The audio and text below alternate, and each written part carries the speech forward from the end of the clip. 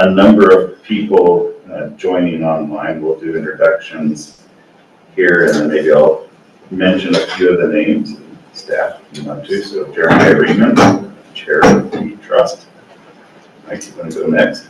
Mike Jones, I guess I'm Vice Chair, and another meaningful position that I've sucked into. I'm a Commissioner in Fremont County as well. Katie Ford, District 6. Rachel Spear in Turner County. Sean Reichert. Wes Allen, Bighorn Basin. Luke Torkelson from Sheridan. Mark Lyon, Seward County. Pat Burkhart, Albany County. Okay. Staff? I'm Brendan Richmond with Wyoming Outdoor Recreation Office. Mark Cesaro, Manager of the Outdoor Rec Office. Chris Floyd, Deputy Director, State Parks and Cultural Resources. Great. We do have a couple of folks in the room. You want to introduce yourselves? You don't have to, but. Walter Sprague with the Newsletter Journal out in Newcastle. Great. Leslie Stewart, I'm from the State Parks and Cultural Resources Commission. Excellent. And it's my understanding we'll have about 22, 25 people that will be online. I'll just mention a couple of individuals, some distinguished guests that have indicated that they will be online. We'll perhaps at some point have Senator Bill Landon out of Natrona County. He is chair of the Senate Travel, Recreation, Wildlife, and Cultural Resources Committee. He's also on the Select Natural Resource Funding Committee, which we will report to both of those committees. Representative Ken Pendergraft out of Sheridan County. He's a member of the Appropriations Committee, another committee that we also report to. And then online is, and I think I saw her come up on the list already, is Sarah DiRenzio from the Governor's Office. Of course, the Governor will have to approve us moving forward with the rules and regulations that we're promulgating. So with that, I believe we are going to review the agenda. Brenda, are you doing that or am I? I can. Okay. So on the agenda for today, we just went through some general business. We'll do an approval of the minutes from March 22nd. Then we'll have a brief financial report, and then we'll jump into the business meeting. Today we will be reviewing the draft administrative rules that are before you, going through the rules timeline, where we're at, what next. We'll have some time for public comment after you have reviewed those, and then we'll vote on the draft rules to move forward if you guys feel comfortable with that. After that, we'll discuss the grant making process. We do have a guest speaker with us today, Renee Bove, and then we'll kind of just go through some general guidelines, pre-application, application, and scoring criteria discussions, depending on how much time we have left before noon. Then we'll move into public comment again, just for general discussions had in the business meeting.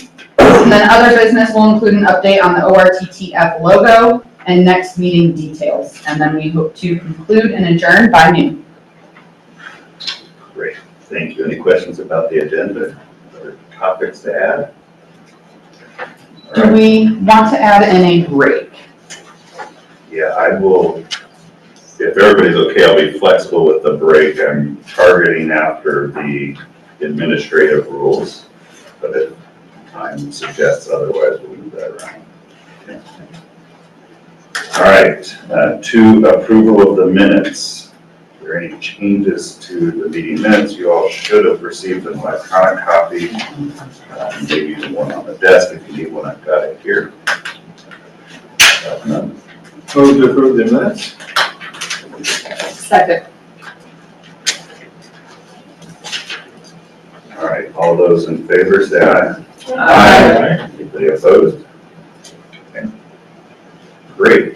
financial report. So I just have in front of me, at our last meeting in March, we had talked about, how much had actually accrued in the, trust fund account. I do have an update for you guys on the income account, which is, just a reminder, that is where that $50,000 was allocated for the administration of the board. And so after our expenses, for the March meeting, we had a total of $3,679.70 in expenses. That included your travel costs, meeting supplies, and the meeting room rental. That does not include some travel. So I have 2 reimbursements, and I do still have to then include the cost from this. But as of this meeting right now, the total is standing at $46,320.30. And then, like I said at the previous meeting, we had discussed the actual trust fund account, which was north of $13 million.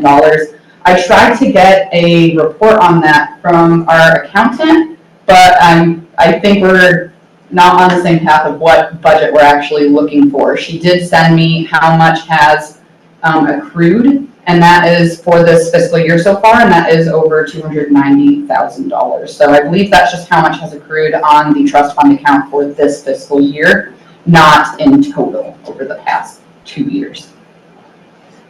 And that is a fiscal report. Any questions? All right, thank you. We'll now move into the business portion of our meeting. We have our first order of business being the administrative rules. Turn it back over to Bryn to talk about the rules timeline. Yes, so we're going to review through these today. We had that smaller committee working on getting these rules fine-tuned for all of you. Did send those out, and so today, if you are able and you guys feel comfortable at the end of your review, voting on moving these forward, what that will then initiate is our office reaching out to the Attorney General's office, having their review of these documents, sending out a memo to the governor, letting him know that we are going to promulgate rules, and then we'll kind of kick off that 25-step process to actually move these rules forward. So everything will get sent over, reviewed between the governor's office and the Attorney General's office. From that position forward, we'll get started on the actual public comment process for it. So it'll get posted up to the Secretary of State website where they have all the rules listed. It'll open for that 45-day comment. We'll have a public hearing throughout the summer, and then we'll come back again in August and be able to review that public comment. We're still set on the timeline to be able to make that work, just because we do have now 3 months in between, a little over 3 months in between our next meeting. So we should be good. If anything were to change, I would let you guys know, and then we would just have to consider our August meeting date. That's about it. So, Bryn, sorry, 40 or 90 days for 45 days. 45 days. 45 days for public comment. Yep, so 1 minute. Any questions about the timeline? Ideally, then it would be public comments open in July through, or end of June through July. So we will schedule a public hearing. I've just asked, to do that rather than have somebody ask for it and that extend our timeline. So just proactively go after that. And I'll be happy to attend that if others want to. Okay. Before we go to public comment, Bryn mentioned going through the draft rules so that everybody has a grounding in what has changed from the draft that you saw at the meeting in Lander. I'll be happy to go through that, since a lot of it came from things that I had proposed within the working group, and I think that might help to inform some of the public comment as well. So I'm going to actually start, I'm not going to go through every minute change that was made because there were just some technical pieces, but I'll go through sort of the substantive elements that changed. So I will start in chapter 1. And in that specific section of the draft rules. The substantive changes start in section 4, which is the definitions. We added several definitions, the first of those being act and what the act means. The second of those providing a definition for eligible applicants. Eligible applicants is informed by the statutes itself, so we're not creating something there. It's already in statute, we're just adopting it into the rules and regulations. We made a small amendment to governmental entity, and as part of that, also added a definition for tribe. And again, tribe defines from the statute itself, which means the Eastern Shoshone and Northern Arapaho tribes or their cooperative tribal governing body. Yes, sir. I have a question. So should we use the name that they use, the Wind River Intertribal Council? We could. The statute references the cooperative tribal governing body, I assume, given that the name could change. And sometimes they're a cooperative body and sometimes they're not. Excuse me, Chair, I can also highlight too. I think too that would be if, for example, the Tribe of Game and Fish were to apply like that's a cooperative governmental agency or tribal governing body. But they Not would. really a governing body. The Intertribal Council is the governing body. Okay. And then the two tribes have their own as well, but that, so that's, since I live there, I just want to be sensitive to that. Yeah, that, and I can pull it up, but that language is directly out of the state statute. Fair enough. Okay. So those are the substantive changes to chapter 1. Are there any questions about that? Okay, moving to chapter 2, which deals with meetings, made a number of changes, and these all derive from state statute and not the statute that were created under, but rather the public meetings and public records statutes. The rules from which this section was drafted from the Wildlife and Natural Resource Trust tend to blend special meetings with regular meetings, and if you go into state statute, it distinctly defines 3 types of meetings: regular meetings, special meetings, and executive meetings. So we've kind of pulled those things apart to establish the regular meetings. We were to hold 4 regular meetings, which again is consistent with our own creation statutes. And then it does provide that we can have special and emergency meetings, but those will be done in conformance with the state statutes for those types of public meetings. Section 2 indicates that all regular, special, and emergency meetings would be open to the public. And the last sentence there is that all special meetings would be held and shall be noticed in accordance with the state statute. The notice for special meetings is slightly different than what you have in requirements for a regular meeting. Section 3, and this might benefit from conversation here, it deals with quorum. Ultimately, the working group settled on that a majority of all board members would constitute a quorum for transaction of business. What that essentially means is that if we had 5 of us here at any meeting, all 5 of us would have to vote in the affirmative for anything to move forward. It's not just a simple majority of those present. We did discuss that, whether we should have a standard for final approval. We just decided it's a quorum of the 9 members, so at least 5 of us have to to vote to move everything forward. Which you'll see that come down into section 4, which is the majority for approval of actions. We also included a sentence there, no action shall be taken by electronic means or any other form of communication does not permit the public to hear, read, or otherwise discern the meeting discussion contemporaneously. That is almost verbatim out of state statute. So it means we can't be having meetings via text message as one example. The new store.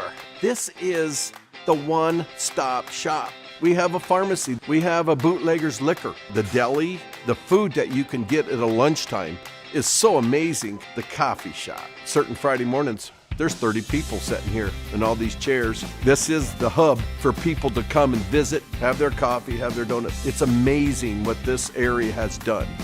Totally amazing.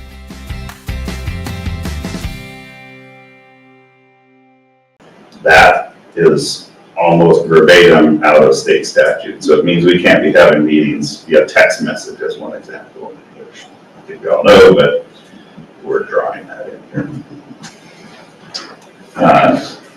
Then section 5 is an addition about conflicts of interest. This is included because it is in our creation statutes. So we're providing that a little bit more specifically. Section 6 deals with legal counsel, and Brent, I did in my review find that we need to make us an update from what we had proposed. Sure. So just for all of your heads up, that edit would be on the second line of that particular section. After staff 2, it would be staff to provide legal counsel or to be present throughout any board meeting. The change that comes in there is that we're not just saying they can be present in a meeting, which really doesn't help us. We need them to provide legal counsel. We're indicating that's one of the purposes of that meeting. And I can get that to you, Brent. Thank you.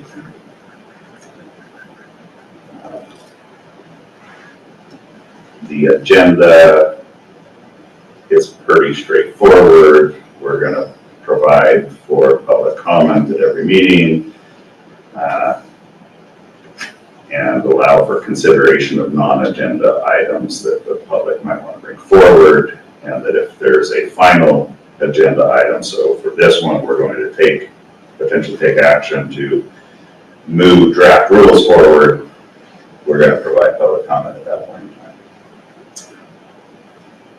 And I think the rest of that chapter is pretty consistent with what you've seen previously. Chapter 3 is almost entirely consistent with what you saw previously, so nothing major note there. Chapter 4 was drafted from, and this deals with, previously it said secretary and staff, which was a vestige of the Wildlife and Natural Resource Trust. We're created a little bit differently in regards to a secretary and staff.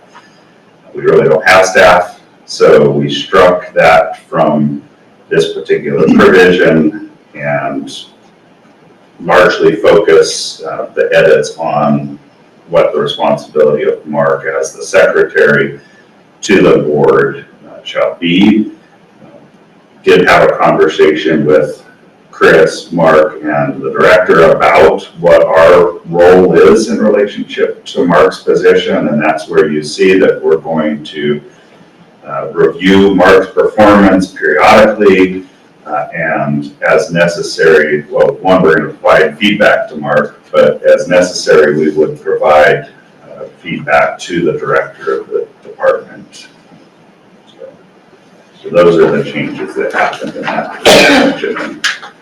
I don't want to speak for the department, but my understanding is you all are okay with that. Chapter 5 is the administration, and which I don't think there are any changes until we get into section 3. I just need the section 3 is the edits there relative to what we're going to report to those several committees that you see referenced, and all again consistent with the statutes. Access to records is largely consistent.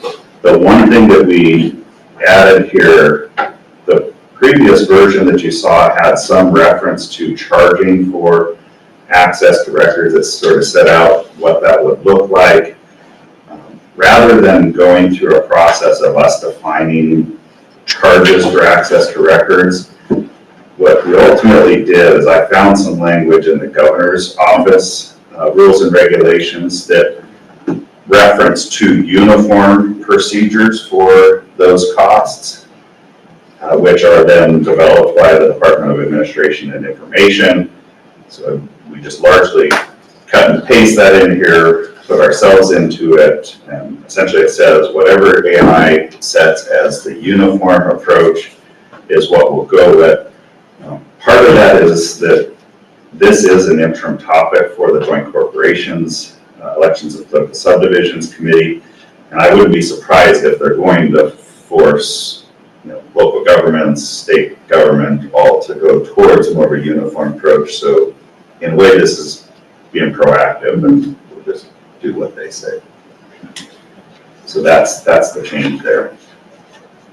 Mr. Chair? Yes, sir. Section 4BI, I believe there's some grammatical cleanup that's needed in that. Yes, it should say has determined that incompatibility of the full text in these rules would be cumbersome or inefficient. So that is one we'll have to make it up. Maybe know that.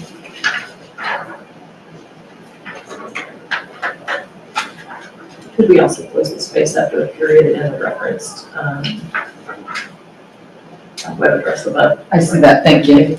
Yes.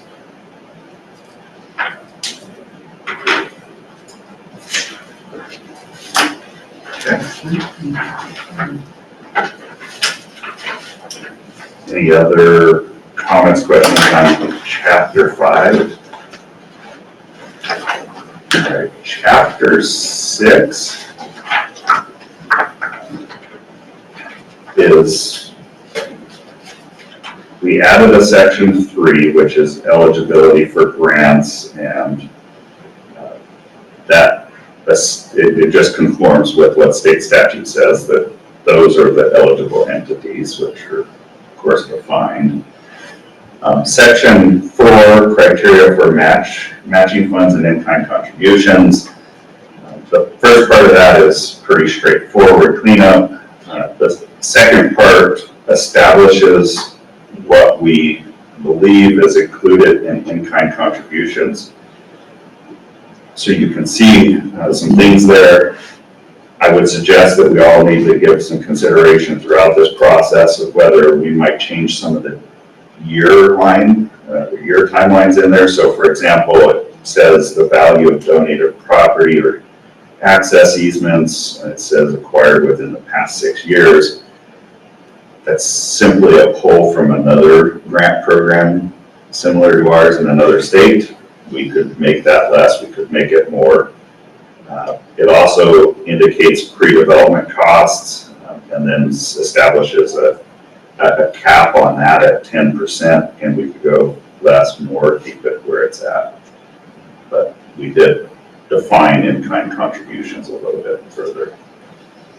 We also added to the prohibitions, not to create anything out of new cloth. Those are entirely pulled from state statute. Those are already prohibitions established on us. It's simply stating what those are. Questions on chapter 6? Chapter 7 is the big one. And this is worth spending some time perhaps today, and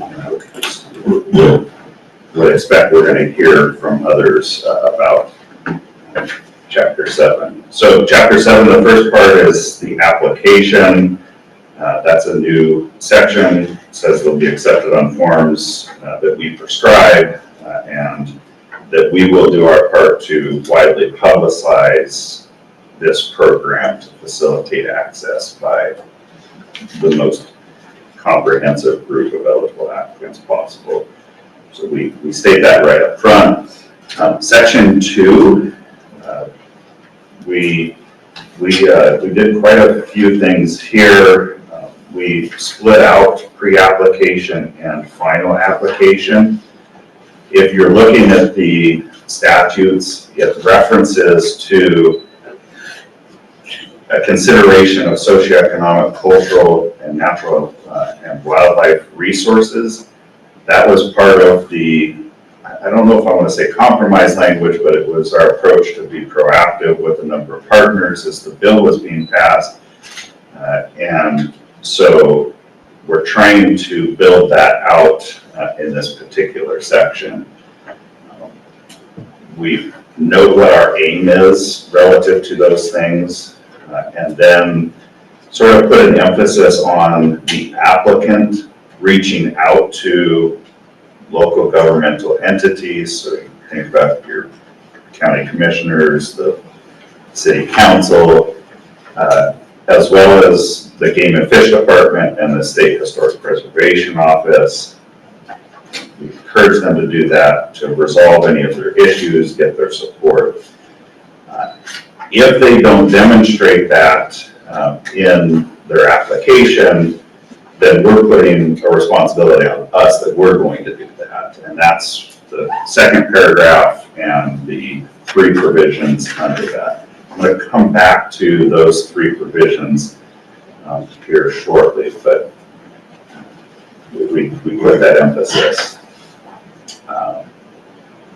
We also put this note about that we're requesting those entities to identify reasonable actions that the applicant could take to resolve the issues. So it's not just a, we don't like this, we don't like it, but we'd like you, if we could solve our issue if you provided, if you weren't in this out park tuition area for these months of the year, so you put a timing stipulation that you can only recreate in that area from June to August. I don't know what it might be, but that's the concept there.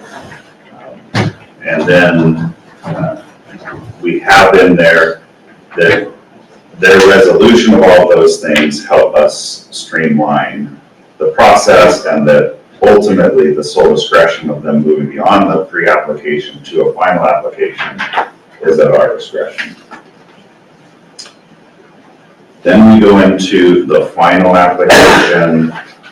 Largely, this is very consistent with what you have already seen. In that first paragraph, the only add is that we will invite the local governments, the Game and Fish Department and SHPO, to take part in our site visits and provide their input in that process.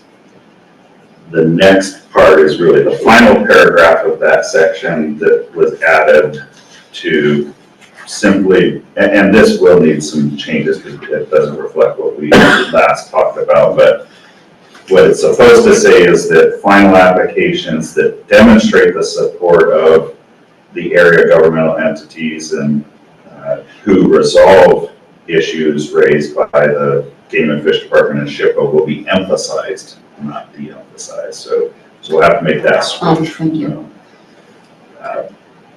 They're going to be emphasized in the scoring process. They'll say what that emphasis is here. We'll do that in the administrative part, but we're going to give them an emphasis. I said I wanted to pause here in this section, and that is that we missed a large group that we need to take some consideration of, and that's our local destination marketing organizations, or your visitor centers, tourism folks. Mark and I had a conversation with Diane Schober and Glenn Gardner from the State Tourism Office last week, and I'll propose some changes to this section. They're straightforward. They're going to look very similar to what you see here, to at least put a placeholder so we can continue the conversation with them. I have sent that to Bryn so we can pull it up. I'll explain it quickly. The first change is to add a definition in the definition section of Chapter 1, which defines what a DMO or a destination marketing organization is. You can see that on the screen at the top there. So that will be in Chapter 1. We'll have to, of course, renumber. Sorry, I have to. Yep, pause no, with them please. instead. We'll pause.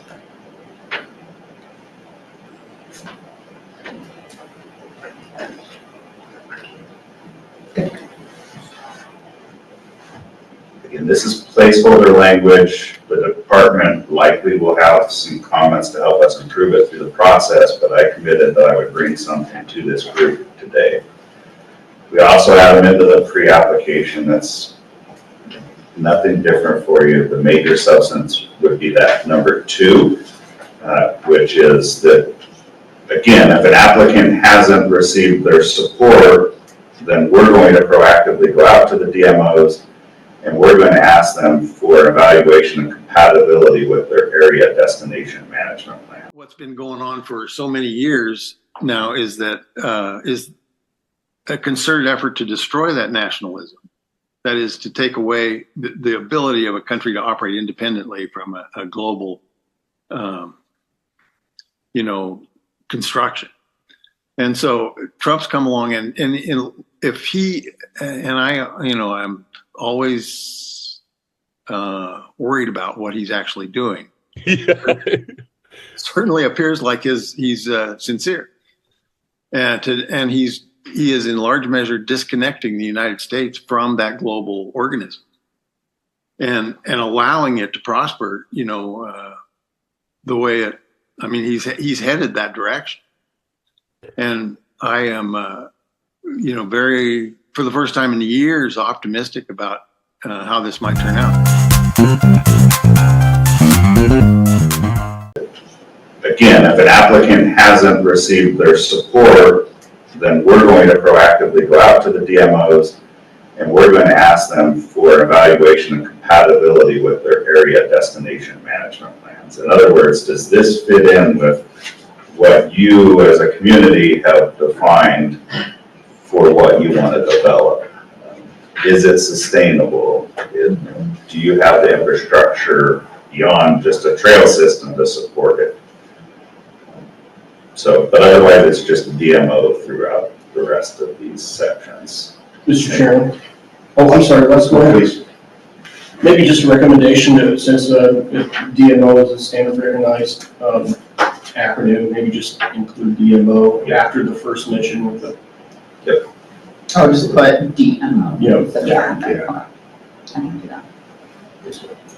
And this will be at the local level, am I understanding that? Correct. And I believe it said, the area DMO is going to provide that. Can I hear, thank you. Can I hear a little bit more about the intent? I'm sorry. Can you put that back up again, James?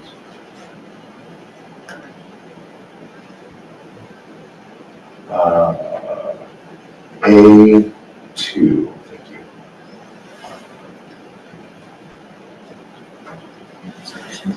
Tell me in your conversation a little bit more about the intent here of this, because there are a couple of ways to read that particular phrasing.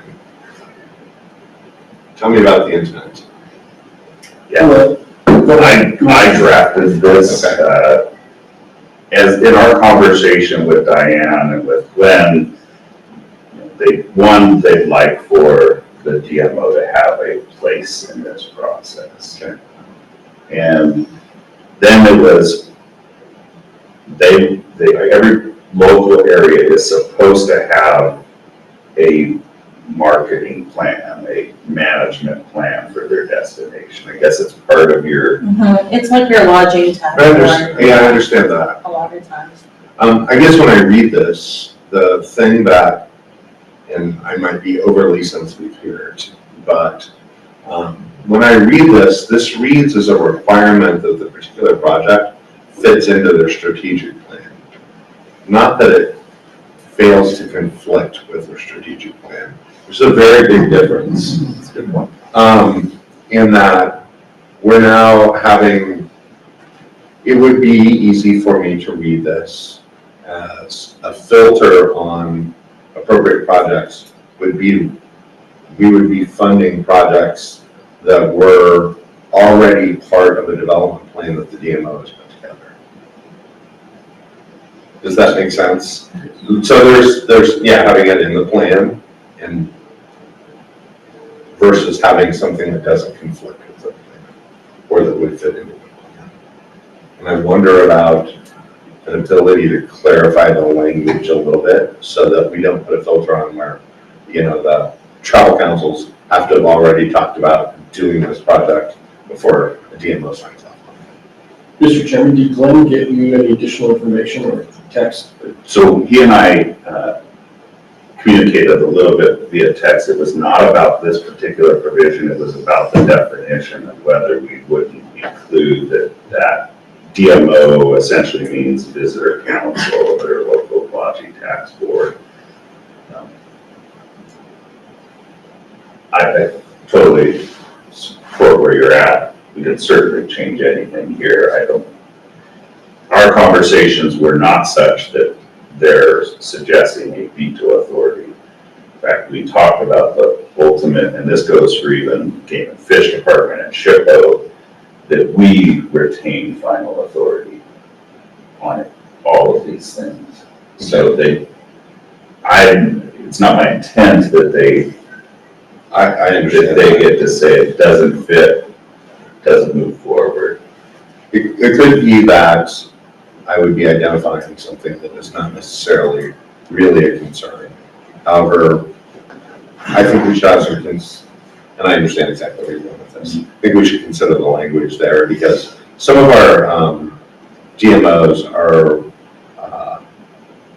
obviously run by people that have a vested interest of valuable members of our community, but certain DMOs have certain focuses that might not necessarily be aligned with outdoor recreation at all.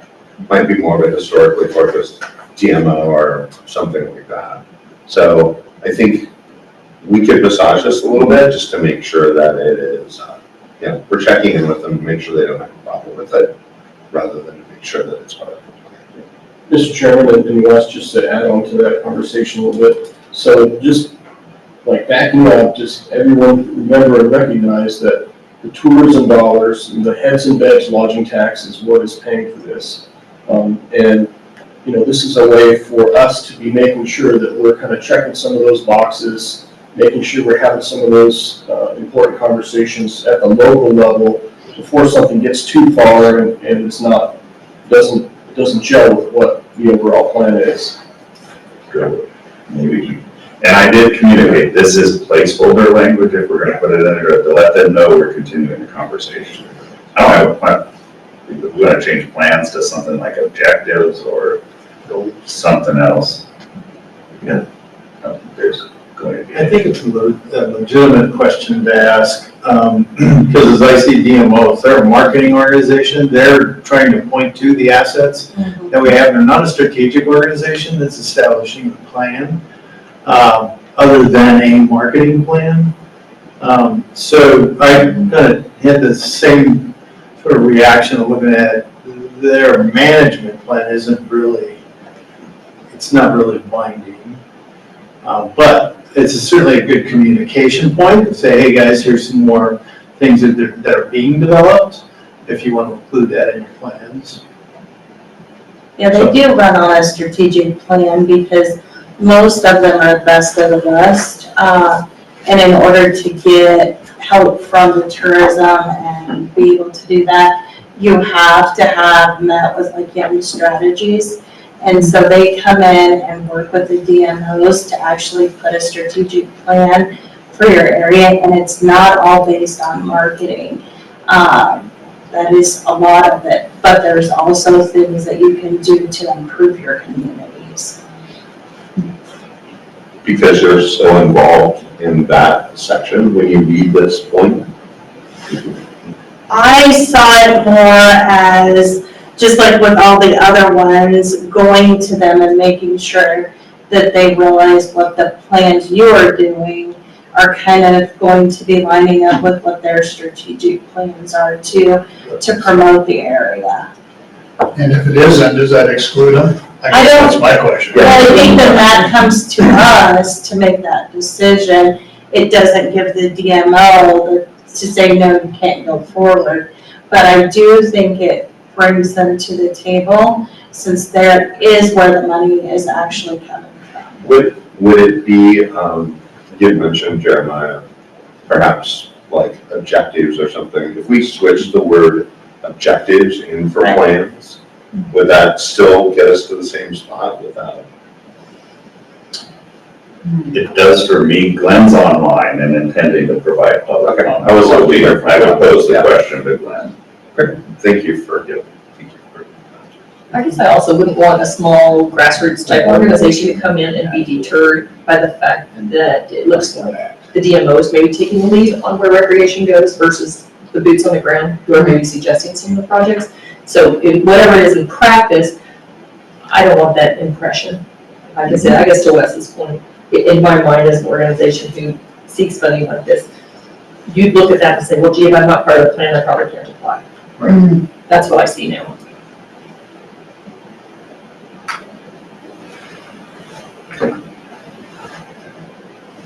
Again, placeholder. Yeah.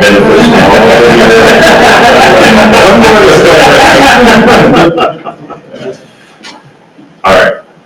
The only other substantive changes to Chapter 7 are, the previous version you saw had two provisions. One was emergency grants, and the second one was quick grants.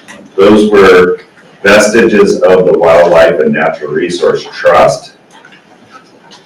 And the working group elected to remove the emergency grant piece, but we kept something that I termed micro grants. In Mark's outreach to Bob Budd at the Wildlife and Natural Resource Trust, he had indicated that these provisions came about as a desire to allow for a scout group to come to them and propose projects, and they might be able to get funding outside of a normal grant cycle, and it'd be small dollar stuff.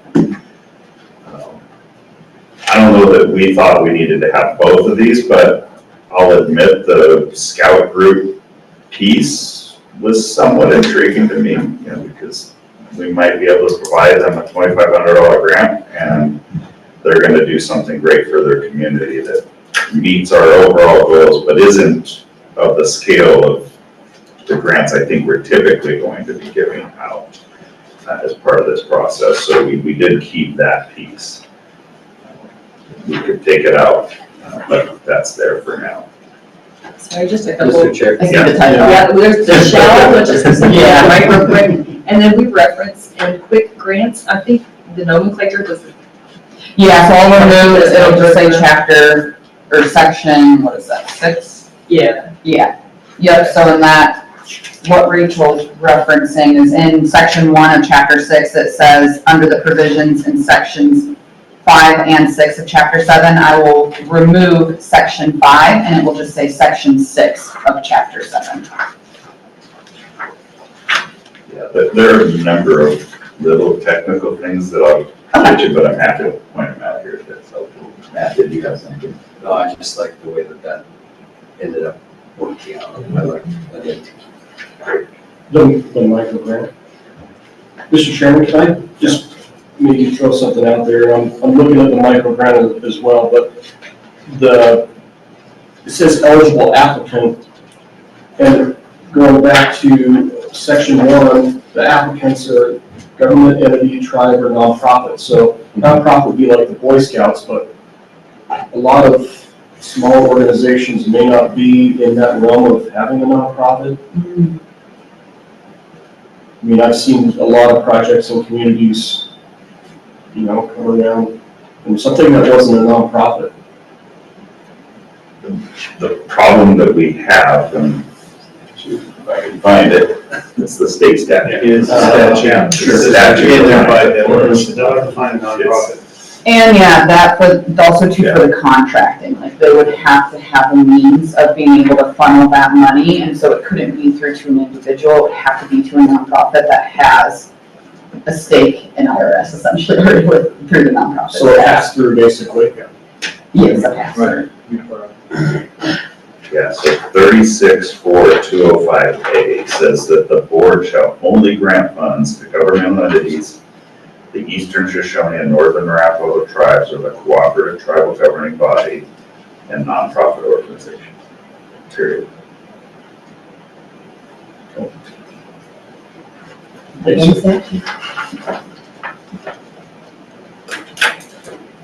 Any other questions, comments on Chapter 7? All right, Chapter 8.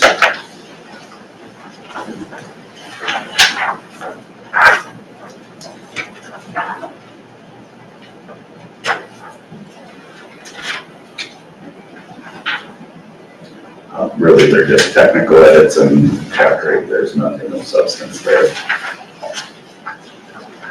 And Chapter 9 is also just technical edits.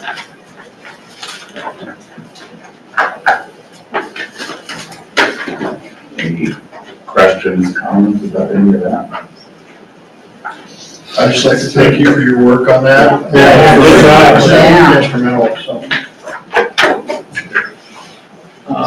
Back in chapter 7, wondering if we should add travel historical preservation along with circle.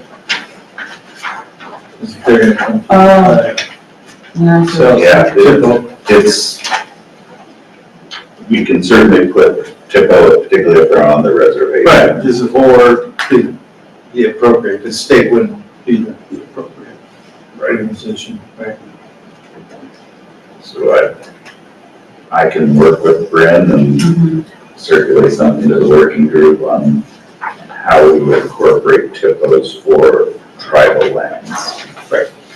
Send in the same place. Yeah, where typical, where appropriate, when appropriate. And then I guess I'll note too, if you don't mind, Chair, just in case you guys were a little confused on the bottom two, the numbering system, in case anyone too in the public has a question or wants to point to a certain page.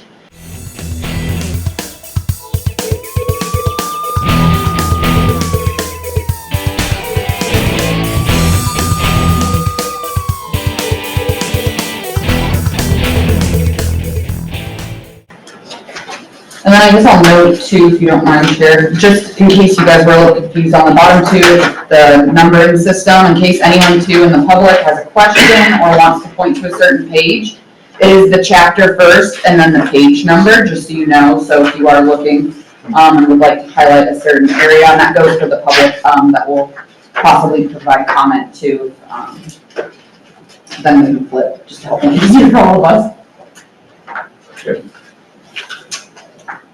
All right, before we take any action, let's go to public comment, see if there's any public comment in the room.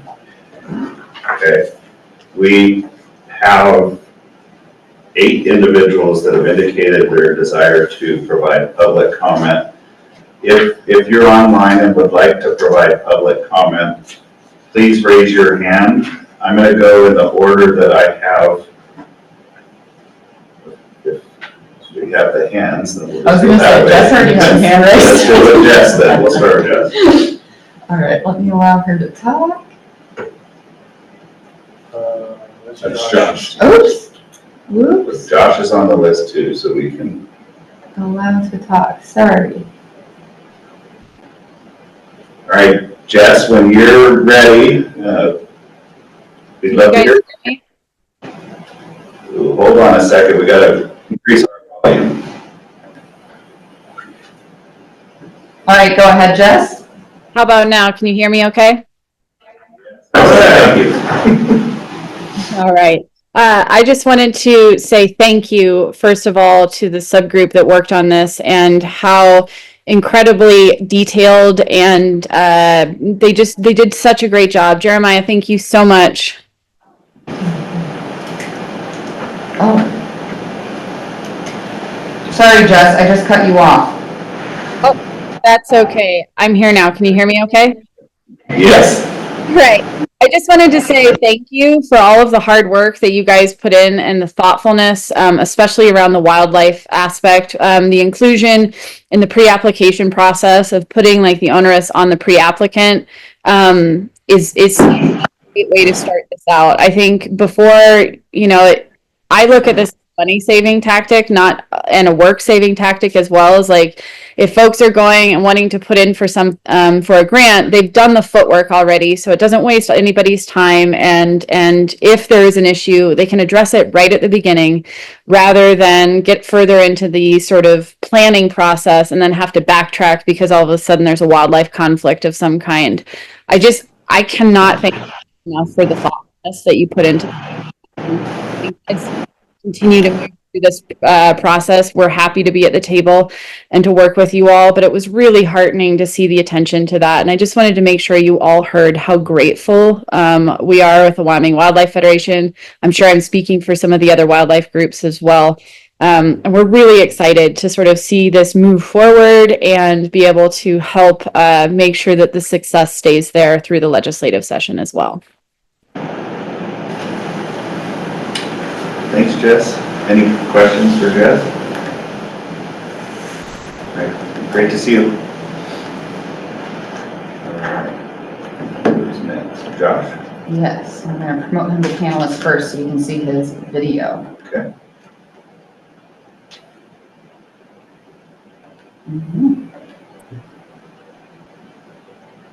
Can you hear me? Excuse me, can you hear me all right?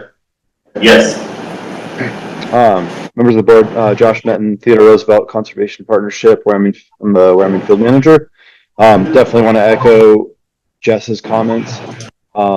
We're also very grateful for the effort of the board to incorporate concerns from wildlife impacts. And I think one of the things that the TRSP in particular can speak to is we've been active and involved in this effort in Colorado, where there's been a much bigger impact from recreation development that maybe was done without quite as much input. And we can do it right here in Wyoming. And that's something that we're very excited about. I'm also an avid recreationist. Look forward to getting out on trails that are developed because of this effort, and also to the other benefits to sports people in general that can come from this trust. So please keep us involved early and often so that we can drive things in the right direction and work together on these efforts. Thank you. Thanks, Josh. Appreciate your time this morning. Any questions for Josh? All right. Who we got next? Looks like Michael Kusick.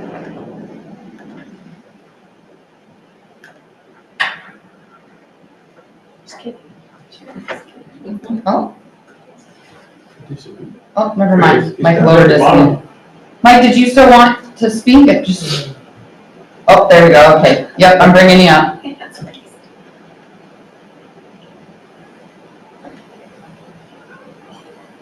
I'm gonna bring him up.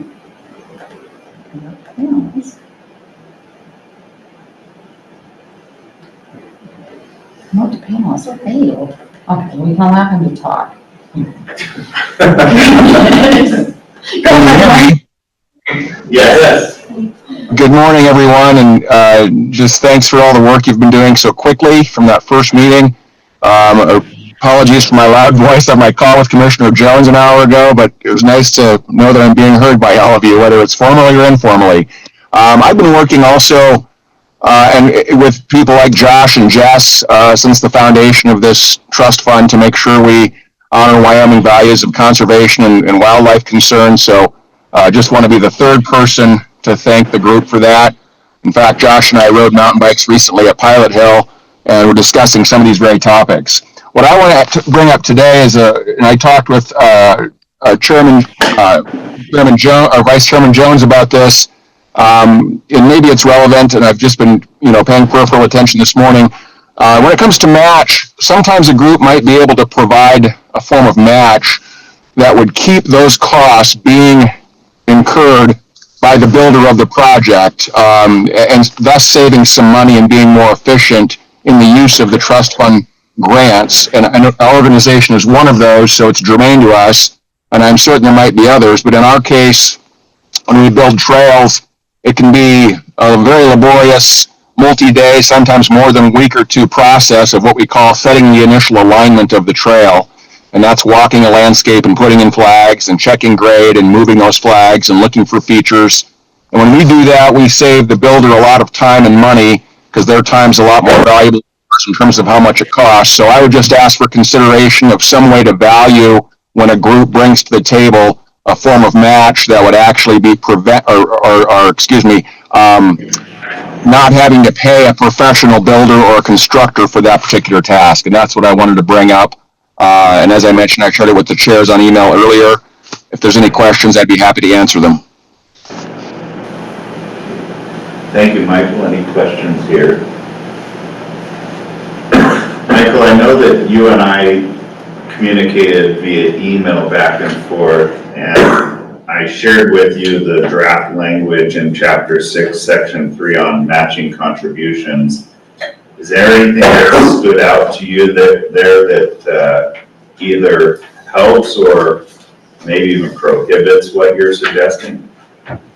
I think it's going in the right direction.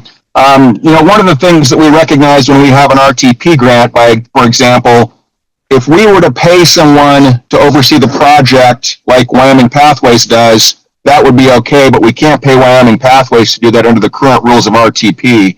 And so that's sort of the extreme example. We also cannot use our in-kind time to manage the project or do flagging as match. And so we have to pay for match by hiring conservation corps and things of that nature. And so there's some opportunities, I think, here to have an enhanced form that would make more of those grant dollars go directly into the project. If groups like ours can take a task off the constructor's hands, that would put more of those dollars into getting things done. So that's just maybe an augmentation of what you guys have.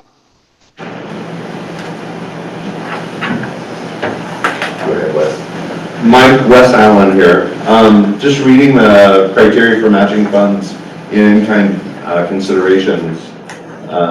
Those things include donated services and volunteer labor.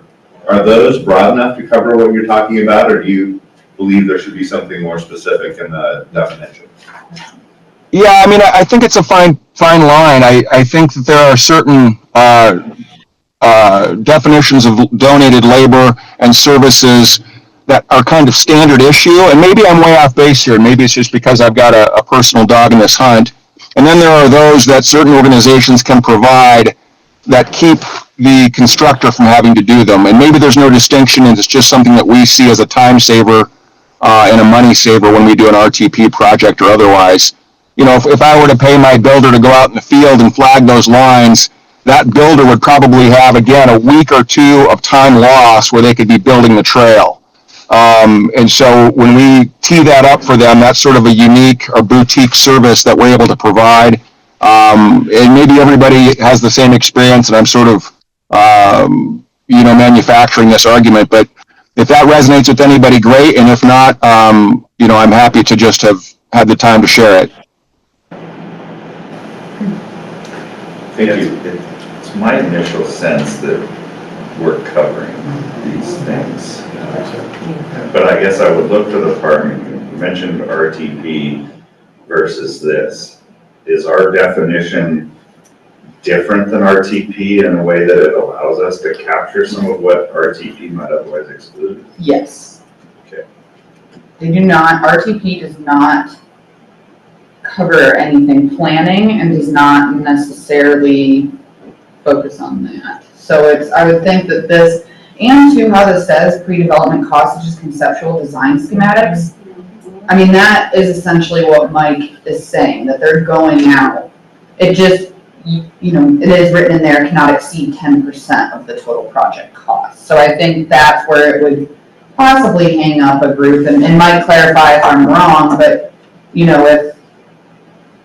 if they don't feel that 10% actually covers how much work was done, then that would be the only point of contention, I think, for that. But it says pre-development costs such as conceptual design schematics. That to me is going out and flagging and laying trail, and that's part of the design.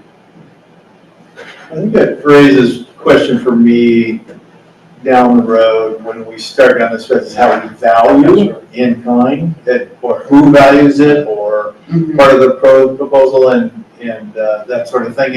And it just gets me thinking that direction. Like in the case Mike is presenting here, if you went out and got a bid from the contractor to do that service, and then he says, I'm offering that, so I'm going to use their value. You know what I mean? It just raises that question. And sorry if I take us too far down in the weeds at this point, but that's what I do. So.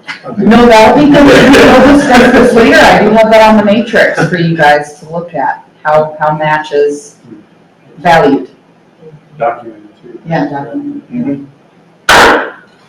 Yeah, and as I was preparing this morning, we may have to look at the definition of matching contribution in relationship to the Chapter 6 language to make sure they conform with one another.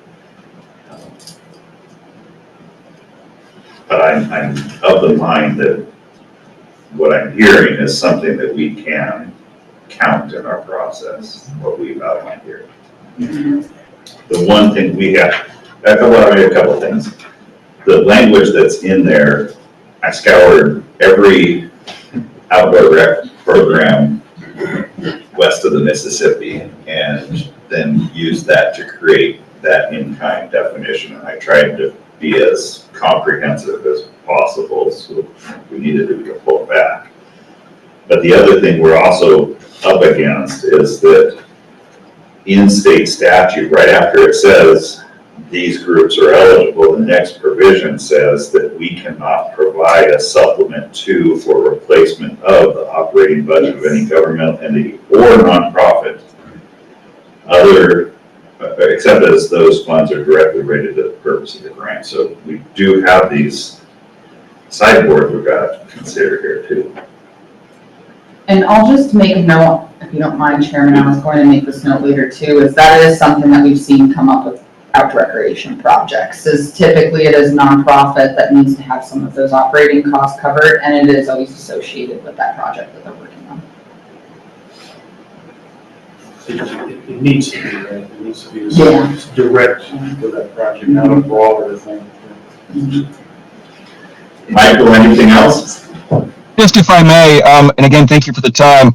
Bryn's last comment is also an interesting one for those who may be new to this process. Most all of the work Wyoming Pathways does is on public lands, and that's where we're going to find maybe perhaps a high percentage of these projects. The public lands offices generally don't have anyone who can oversee the project. And that's another role we play. So as a not-for-profit, we're always sort of looking and digging into ways that we can help cover our costs to bring amenities to communities. And so that's sort of the genesis of this and the drive for bringing this issue up. And I'm grateful for all your work and your time. And thanks again for letting me chime in today.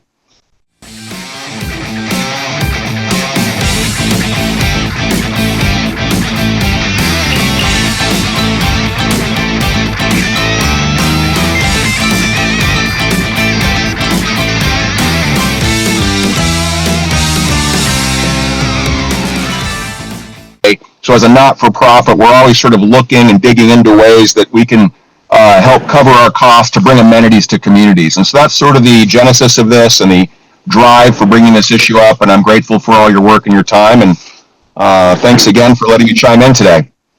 Thanks, Michael. Yep. I have a question for you. So, quick question. In your research, was in-kind contributions spelled out in rules and the rules, or were they spelled out in the grant application? It's a great question. very few of the things that I found were actually written into rules. It's sort of the application procedures, the administrative side of things, really. Okay. And then Glenn. Perfect. Can you guys all hear me? Yes. Perfect. Yeah, thank you, Mr. Chairman, members of the board. Great to see everyone through a computer screen at least. Hopefully Newcastle's treating everyone well today. But yeah, just wanted to echo kind of what everyone else has been saying. Thank you to you all for giving us the opportunity to be a part of these conversations. Jeremiah, it was great to speak with you and Mark last week, and just again wanted to thank you. And I know that there was a couple questions I think regarding DMOs and the language that you all were talking about, so I wanted to make sure I could jump on and answer any questions that anyone might have for us. Thanks, Glenn. I guess the first question is, and again, as you know, this is placeholder language. That was our conversation. Get the foot in the door, we'll go through the process, and we'll refine. Does the switch from destination management plans to destination management objectives cause you pause? I don't think so. I don't see why switching that up would cause any any objections from our side. I can't speak necessarily for what Diane or others might say, but I think at surface level, just hearing it here, I don't see an issue with that. I think like we had you, me, Diane, and Mark had spoke about the other day. I think the intent behind all of that is just to make sure that we get tourism a spot at the table, or at least those local destination marketing organizations, and not necessarily, I think someone had brought up, definitely not giving them veto power, but just making sure that, once these projects start rolling out and these communities are utilizing them, a lot of times these DMOs are ostensibly going to be the ones that are promoting once these projects are completed. So making sure that, they can be a part of at least the conversation, and making sure that when they're looking at these projects, these projects, that they're going to be something that they're promoting for a long time moving forward. So I think the language sounds fine to me. And so long story short, no, I don't think the verbiage changes anything for me. Okay.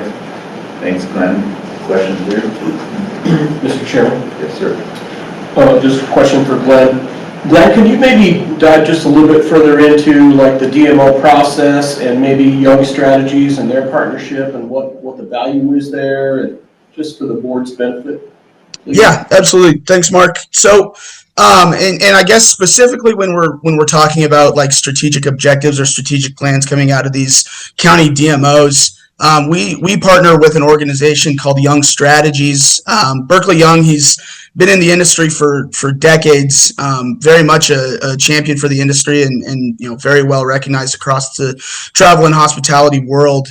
Berkeley partners with our office to offer consulting and strategic planning consultations, where we will go through, and it's what's known as the Why Best program, where we'll go and we'll work directly with these lodging tax boards and DMOs across the state and develop these 5-year strategic plans, where we look at obviously what's working well for them, what things they could change, what they could work to promote. And from that, build out, like I said, these strategic plans that go towards, pushing towards what they want to promote in the future, what they want to promote now, and then obviously later on down the road. So it helps out a lot. We have obviously our Destination Development Fund. This helps out a lot with that, because partners will come to us requesting funds for specific projects, and we can go look directly at what those strategic plans say to make sure that the funds that they're utilizing or requesting to utilize are going to go directly to things that help promote what Berkeley and their lodging tax boards have determined makes the most sense for their strategic plan. So yeah, it's something that we're fortunate we get to do with Berkeley, and I think it gives us a better leg to stand on when we're looking at specific projects that those local DMOs and lodging tax boards want to take part in. Thank you, Glenn. Other question? Thanks, Glenn. Thanks all. Before we will move on, I want to just see if anybody else online would like to provide any public comment on the rules. We'll have general public comment a little bit later, but if you have any comment about the rules, please raise your hand. All right, not seeing any. We'll close public comment. And you're back to the group. Perhaps before we move anything, we go page by page and just see if anybody has any edits, technical or otherwise, that we can make sure that Brent gets. So I will start at 1-1. Anything on that page? The only things that I have, Brent, are for consistency, capitalizing general provisions at the top. All the rest of them are capitalized. Okay, So make sure. I'll get you that one. Oh, I see, yep. And then we'll add in the definition of destination marketing organization and put DMO in that. That's 1-1. And then of course we'll have to renumber the rest of that section. Anything on 1-2?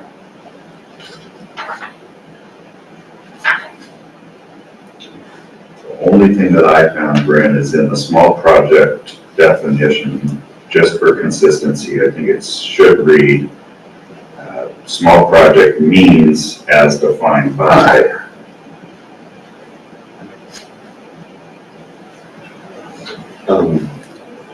On N, Mike, are you comfortable with that? Yeah, that's right.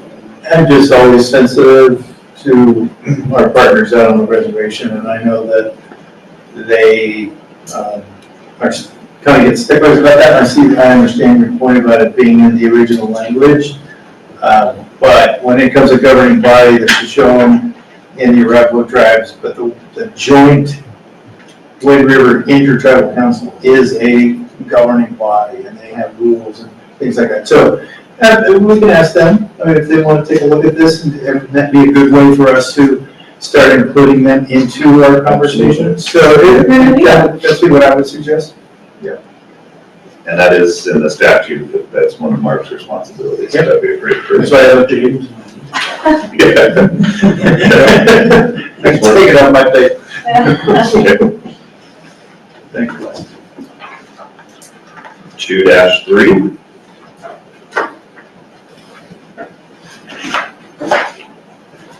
-4.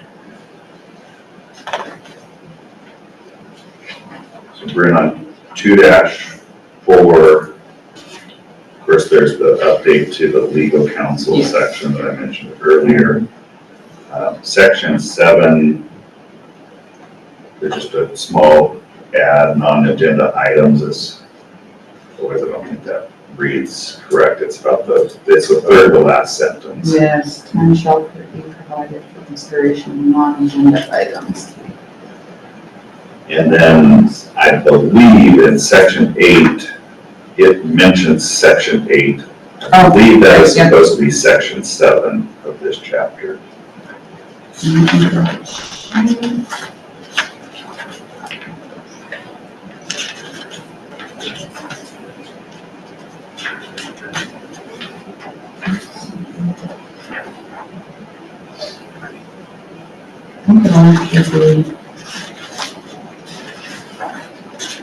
Chapter meetings. This is the meeting chapter. It talks about the agenda, which is section 7. So I think it's supposed to be section 7 of this chapter. Okay, yeah. Okay. 3-5. Sorry, can I go back for a second? Go a little ticky-tacky, top of page 2-4 in section 5. I'm wondering if we strike the comma after henceforth. Henceforth, it should be before. Yeah. Sorry, I couldn't feel that. Henceforth. That's what it was like now. Okay. Thank you. Okay. 3-5.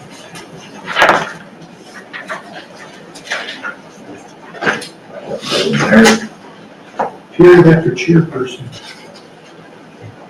Fifth line down. Fifth line down. Oh, yep, thank you, space in there.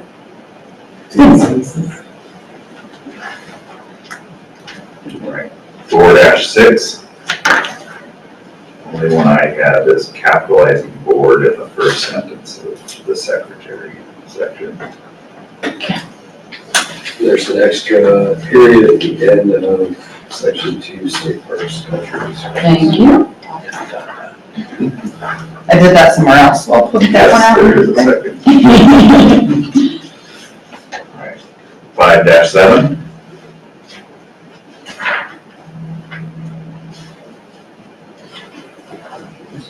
Five dash 8.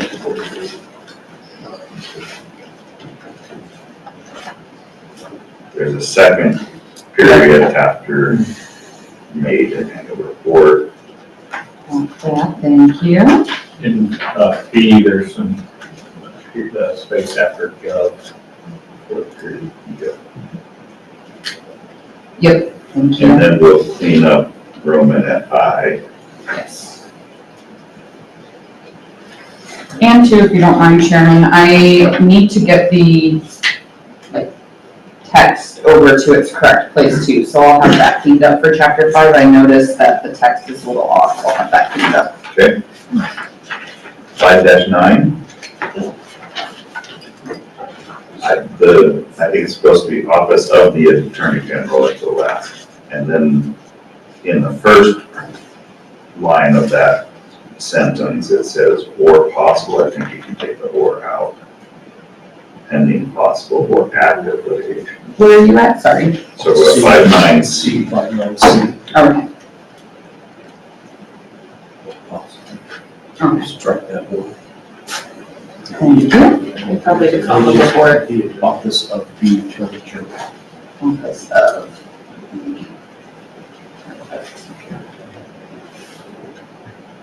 Okay.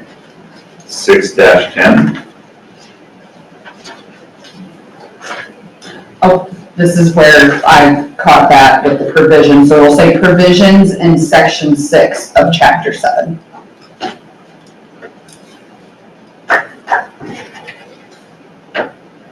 And so essentially that's just saying the micro grants won't be subjected to the same competitive process. So back to that same point in section 4, are we considering moving the language out of rules and regs to define in time at this point, or is that a TBD item? Yeah, I didn't have a solution for it. 6 a.m. But I noted it as Should we have a something discussion, or do you? we can, absolutely. We've got time, we're doing well.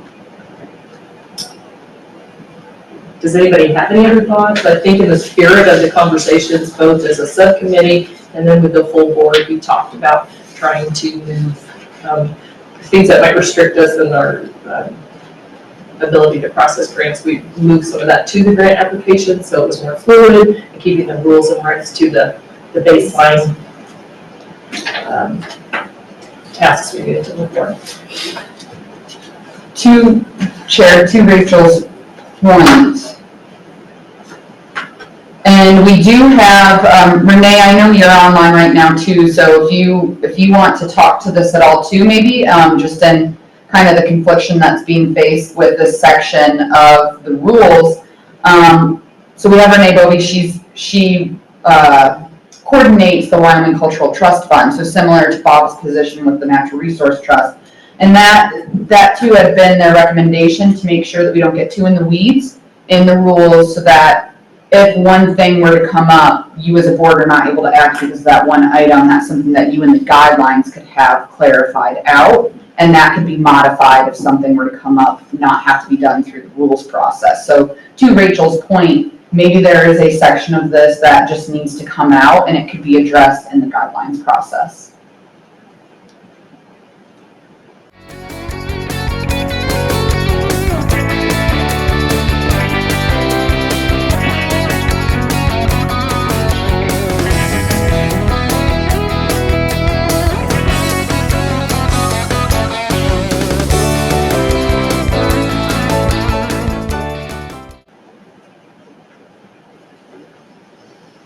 And I think that my suggestion of what you would take out is remove essentially that in-kind contributions include and all the way down, because that's that sentence where it's defining out what is in-kind. Right before that, it says the amount of the matching contribution is determined by the board during the grant application, evaluation, and prioritization process. So that would be then where you could determine what is eligible.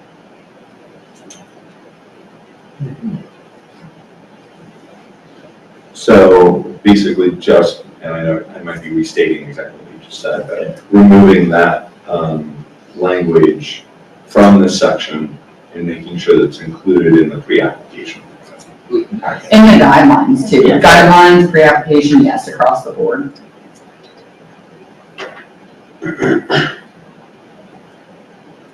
I would support that as long as we're conscious and diligent about making sure those definitions are available to people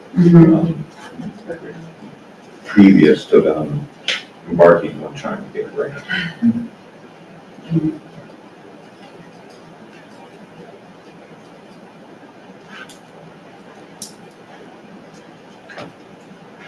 And I think that's something good to point out too. In the guidelines, that is something great that will be able to be defined by you guys as the board. You know, we can have a written list with those definitions so that no one has any question of whether or not an item will be included as a match. I guess to that point, is it worth making a referring statement, in other words, say an in-kind contributions that's defined in the guidelines? Or just so they know where to find them, to Wes's point, eliminate any confusion. We do define it on 1-2, section G.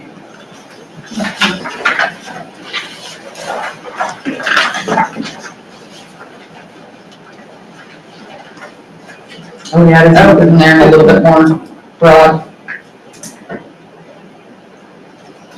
And it says including but not limited to. Right. That sentence is weird though, it includes including twice. That is true. Sorry. You know what's funny, because I took this one from other rules.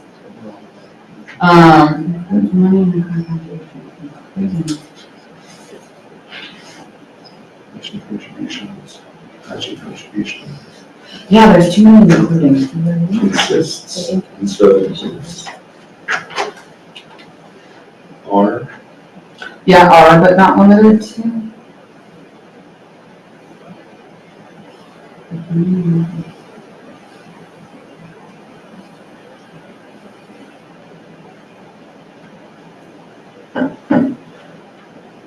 Well, wouldn't you just use the word means, because that's what you use every other. Yeah. Yeah. There we go. Great. It is, that's which one needs to be there. Means money and in-kind contributions, including the economic value of any non-monetary donated contribution to a project by the application. Should it be by the applicant? How about this? So means money and in-kind contributions, including the economic value of any non-monetary donated contribution to a project by the applicant and its partners, and then just period for that. And then over in section, or chapter 6, section 4, we would take that out, and I agree with you, it has to be an administrative process of this. But we could try and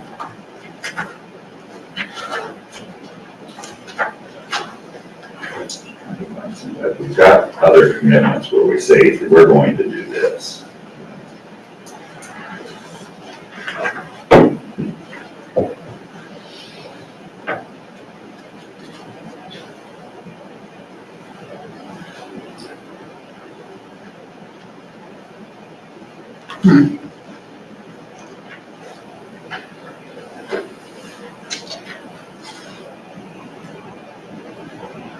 Could put in-kind contributions in-kind contributions as defined in section, it's like the section of chapter 1 in the definition, and then maybe put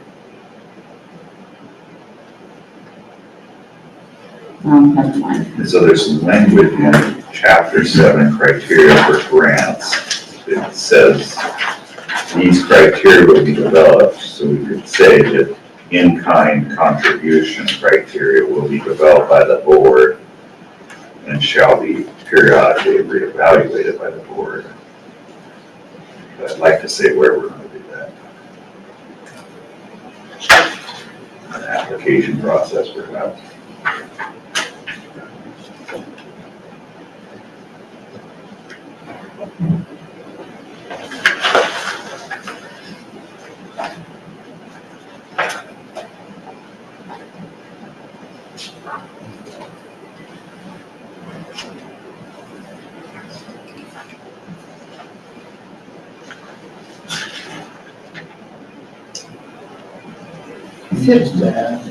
Look, that would almost go into the evaluation section 2 of chapter 7. In the evaluation, ranking, and prioritization. Please,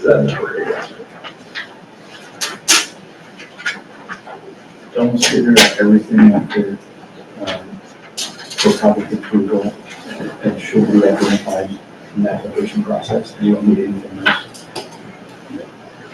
Is that what you're? Yeah, say that again. Oh, when he does have a hand raised, let's. In 610, Jeremiah, the first sentence basically, matching contributions of money and in-kind contributions or any combination thereof are required for project approval and should be identified in the application process. And then strike the rest. Just simplify it. Because I don't know that the sentence, the amount of matching contributions is determined by the board. I think that should be determined by the applicant.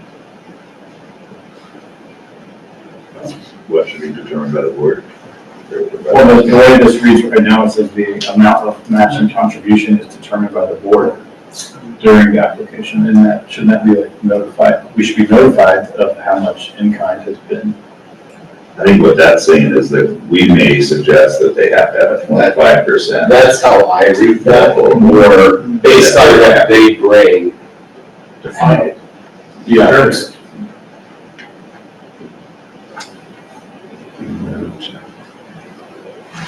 I can see what you're saying, That yeah. is, that can be read both ways. Because someone could read that and think, oh, okay, I already have my application submitted, now they're determining. Yeah. Yeah. Renee did raise her hand. Do we want to? Yeah. Renee, you are able to, let me make sure. Yeah, you're able to speak? So, can you hear me? Yes, thank you. Excellent. I don't want to interrupt your discussion, but one of the things I really want to stress to you is you're putting a lot of detail about your process for grant applications in the rules document. And I think that will bite you in the butt about 5 years down the road.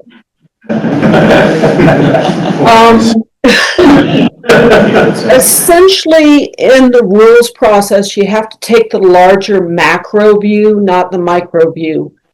Your macro is the fact that you as a board, you will have grant application processes and that you have the opportunity to revise them. If you put in all this detail of in-kind, even the fact that you have pre-application to application, whether you have quick grants, all of those things are details that are later better implemented through guidelines than they are through rules. Otherwise, 5 years down the road, when you decide, just for example, we're not doing well with quick grants, should we continue to do that? You have limited yourself as to whether you can eliminate that process or not. If you set your guidelines in rules, i.e. regarding all the in-kind definitions, then later on you can't flex those definitions as needed. Maybe you need to change the valuation or who determines valuation. So I'm just suggesting to you, you take it a little step back on the rules process and not get into so many details on the actual application process, because you won't be able to shift 5 years, 7 years down the road, or 10 years down the road without going back through rules process. Thanks, Renee. Any questions for Renee? So, Thank you. I agree. And here's my proposal that follows what Luke suggested. So for chapter 6, section 4, it would simply read, matching contributions of money and in-kind contributions or any combination thereof shall be determined by the board during the grant application, evaluation, and prioritization process, period.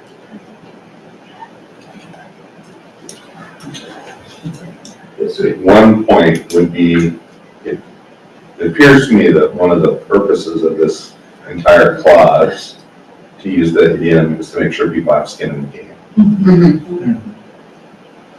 So if we shorten it as you proposed, but do include the are required for project approval, I think would be a little tweak I would make in there. Sure, can you read that back, please? I'm trying to do this. Matching contributions of money and in-kind contributions or any combination thereof are required for project approval and shall be determined by the board during the grant application, evaluation, and prioritization process. Okay. And yeah, by the statute, we're required to do this. Mr. Chair, since you've already defined matching contributions, simply just stating matching contributions are required for project approval, we allow that. Okay. Yep. Okay.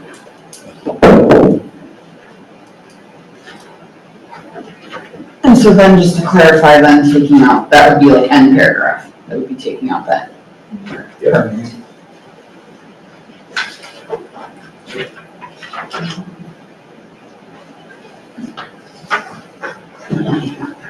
Did we finalize conversation on 4G then as well? Oh, sorry, 4G on page 1-2? So I think two changes as I understand it would be on page 1-2. We would change the matching contribution definition to be matching contribution means money and in-kind contributions, including the economic value of any non-monetary donated contribution to a project by the applicant and its partners. Period. Yep. And then on 6-10, section 4 would read, matching contributions are required for project approval and shall be determined by the board during the grant application, evaluation, and prioritization process.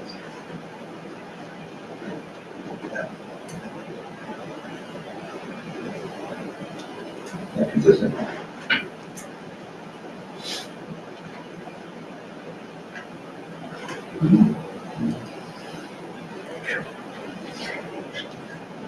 Good? Okay. Back to 6-10. Okay, legislator.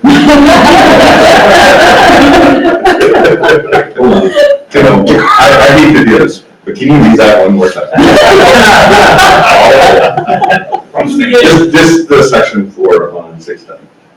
So chapter 6, section 4 on 6-10 would read, matching contributions are required for project approval and shall be determined by the board during the grant application, evaluation, and prioritization process. Can I suggest changing the word determined to review?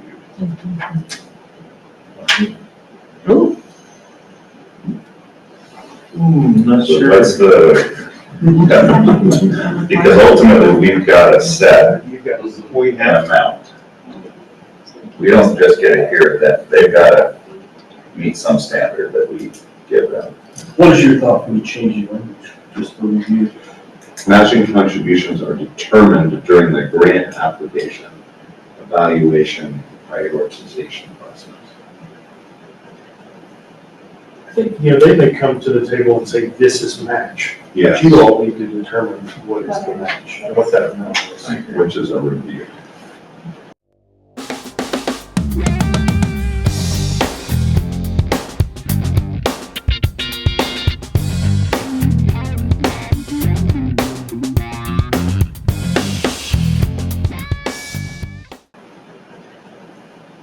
I think, they may come to the table and say, this is match. Yeah. But you all need to determine what is the match, and what that amount is. Which is a review.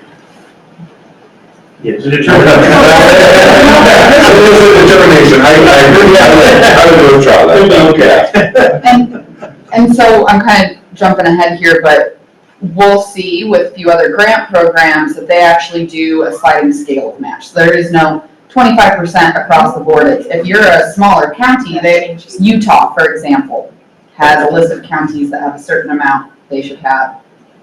Teton County might pay more of a match than Niobrara. And that's how different, so yeah, like Renee was saying, you don't want to get too in the weeds on this because you guys might not have a set amount for match. So I think shall be determined is fine to have it that way because you do have to have a set, like it will have to be known before the application process begins. Good. Are you comfortable with that, Wes? Again, all of this is placeholder. We're gonna go through the public process. We can figure it out from here. And that's where I suggest too, if you know any constituents that really it would be great for them to read through this, like Wes, especially with you. If you know anyone that might have a good idea of this, have them read through it because they could provide that in public comment. But I just think that, yeah, we might be thinking too hard about it. And it would be great to see how others perceive this, I think.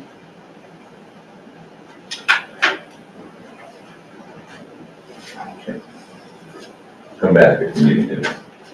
6-10, anything else? All right, 6-11.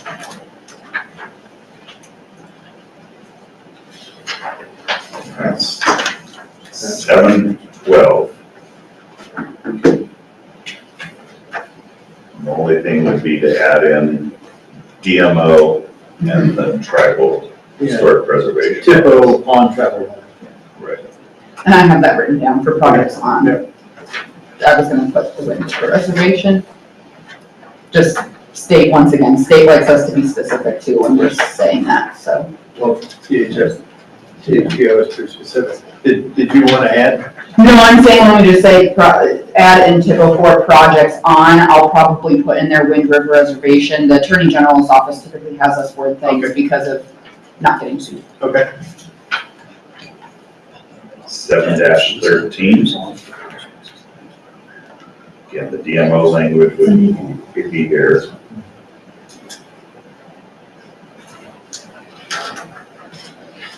As well as the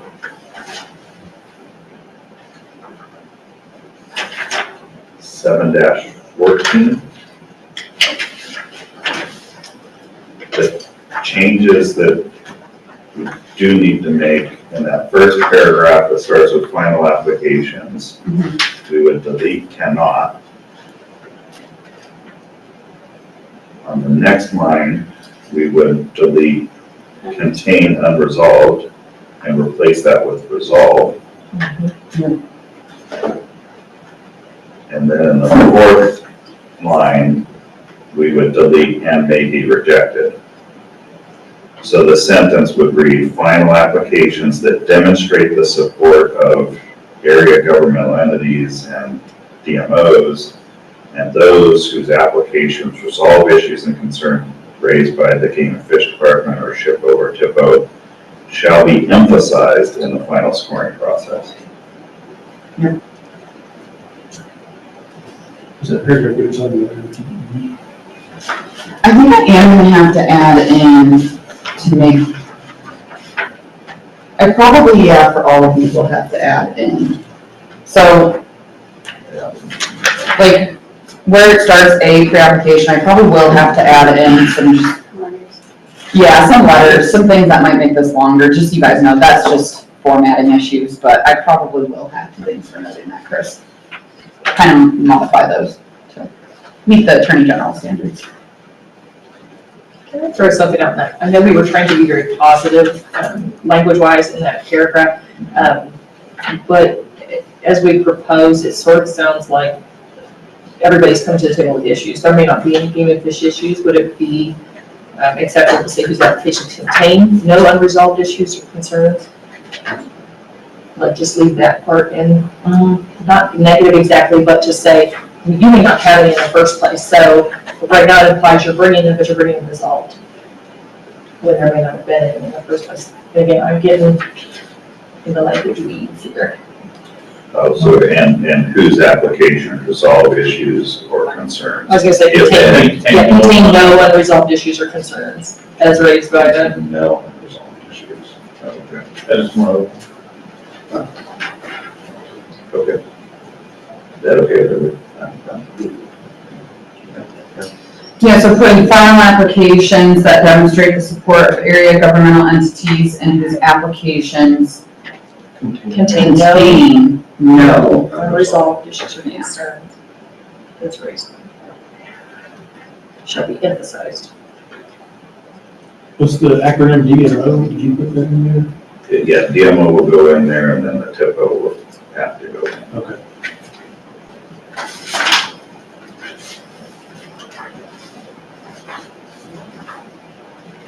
Okay, anything else on 714? 7-15. We've got the should be micro, not micro quick, and then the shower. Yep. And then we have a reference that says and quick grants, so we're calling them quick again rather than Oops, micro. yep. Thank you.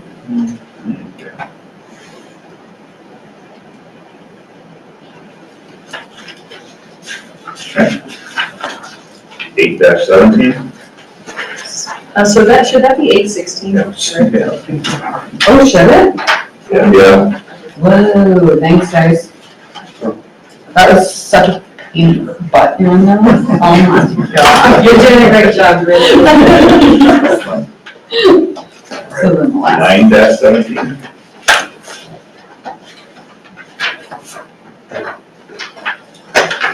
All right.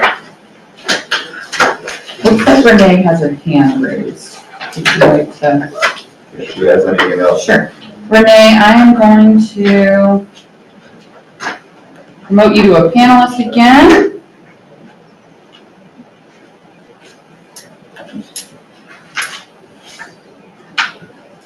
There we go. You should be able to unmute and prove yourself. Hi again. I just wanted to give you another sense of caution.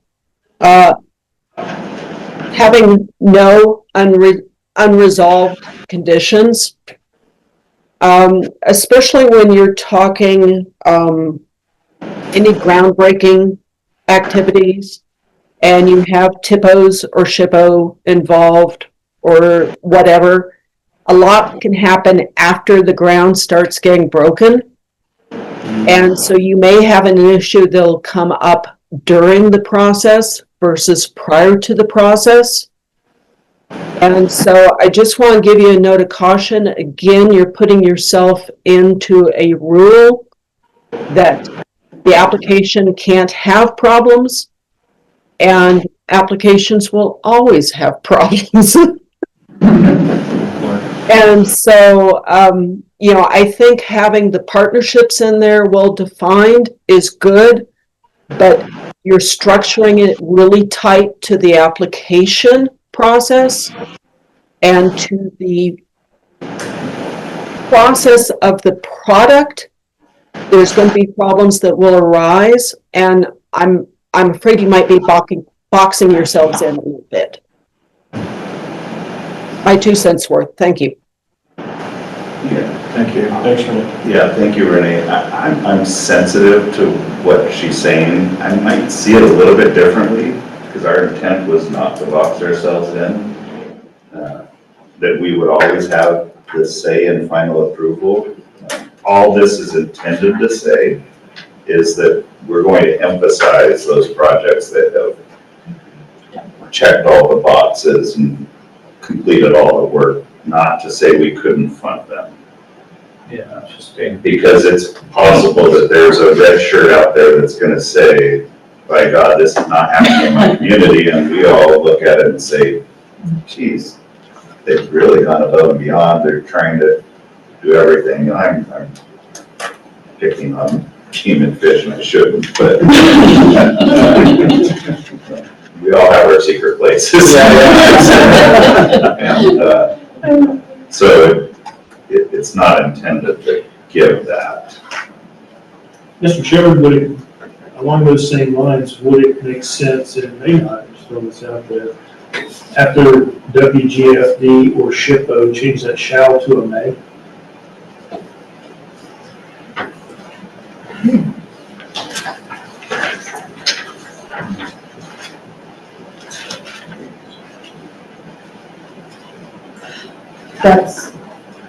That's typically how the AG, I think, it's always a shall or a may.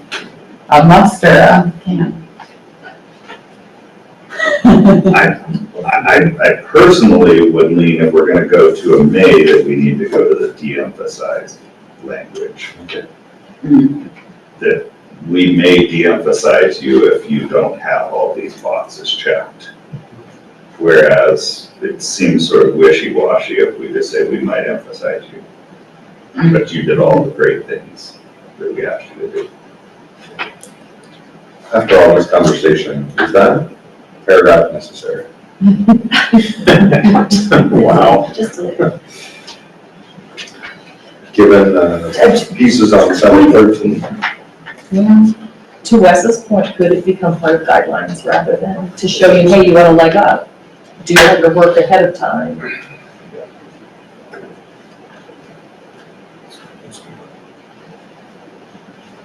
I like the spirit of it because this went back to our conversations about eliminating the work on the board's part versus and getting community buy-in from the people initiating the projects.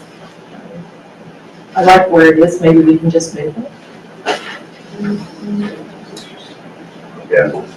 I think, Mr. Chairman, I think we want them to address the issue. So if you go through the typical process or, SHPO or any of the community conversations and issues are raised, I think we want them to address them. May not be able to resolve them. That's a good point. And so maybe we just want them to make sure you acknowledge them and address them. And I'll let the wordsmiths take over from here. To your point, Mike, I'm wondering, just putting it out for debate, I very well might be mistaken, but on 713, under final applications, do clauses A and D perform the same function?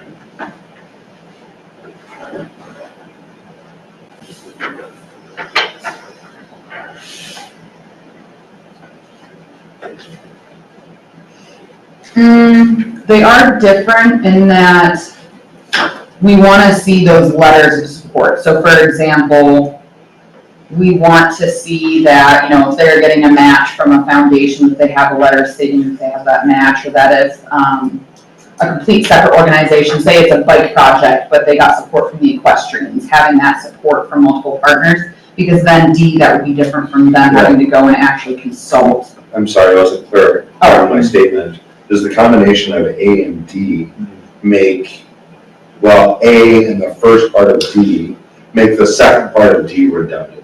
I see what you're saying, yes. The second paragraph of D. So those provisions on 7-13 are pulled straight out of the state statute. Yeah, these two. And then this is actually part of D, so I know this is confusing, but there are two paragraphs in clause D. I'm wondering if clause A in the first paragraph of clause D make the second paragraph of clause D Sorry, the second paragraph, so the language at the top of 714 is not supposed to be another paragraph. Okay.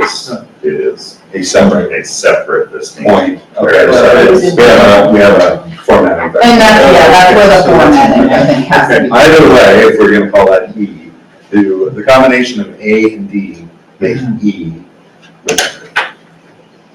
Yeah, I'll tell you that paragraph, so the working group has been kind of moving through this process of trying to work the rules, and in that, given the interest from our wildlife partners at our first meeting, I made outreach to them and asked them to provide us comment.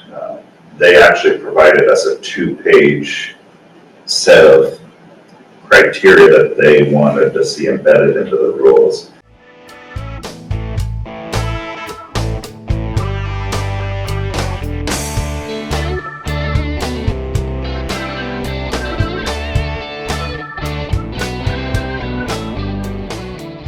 Asked them to provide us comment. They actually provided us a 2-page set of criteria that they wanted to see embedded into the rules. And some of their language is included in here. One of those was providing sort of a bonus criteria for if you hit this, you would get, a multiplication factor of 1.2 as an example. And I wasn't ready to hardwire that into the rules. I felt that if we're going to do something like that, it ought to be elsewhere in our administrative process. And so that's why I came up with this 714 language to say, I'm not going to put in a 1.2, but I'm willing to say, hey, we want to reward you if you checked all these boxes. So that's a little bit of background on that.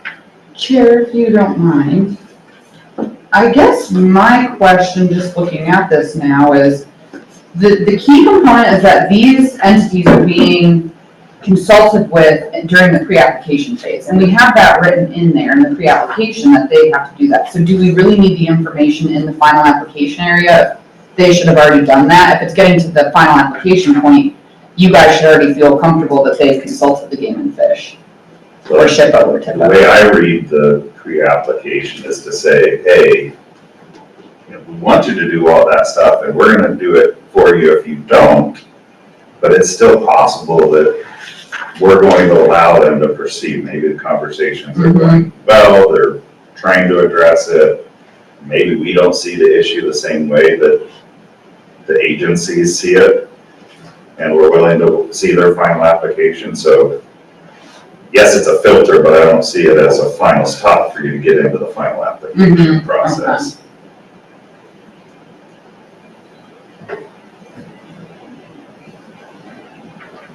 And just to Renee's point, I do worry we do have too much written out in here. It's a little, I think, I can see some of this being moved to the guidelines, being clarified with it. I get to the point that we want to make sure that all of these entities and constituents feel represented, but that also can be done in the guidelines, and our rules do have to be changed so that people in those organizations feel that way now. Who's to say in 5 years their predecessor doesn't agree with this in here, and we don't want to have to go back to our rules to change it just because a wildlife, one entity, whether it's wildlife, tourism, OREC, is unhappy with how their agency is represented in here. I guess that's where I'm concerned for you guys, is that we have the Game and Fish and SHPO in here written so many times. What if in a year they feel that they are in a different light? Then we would have to redo the rules because the Game and Fish has different thoughts. Angie Bruce is the director now. She might feel this is great, but the next director might say, hey, we prefer you to be more strict in consulting with us. I think that's where I get concerned, is that, like mentioned with the rules, you don't want to get too narrow, and we're really starting to list out a lot for you guys to do, but also to keep in mind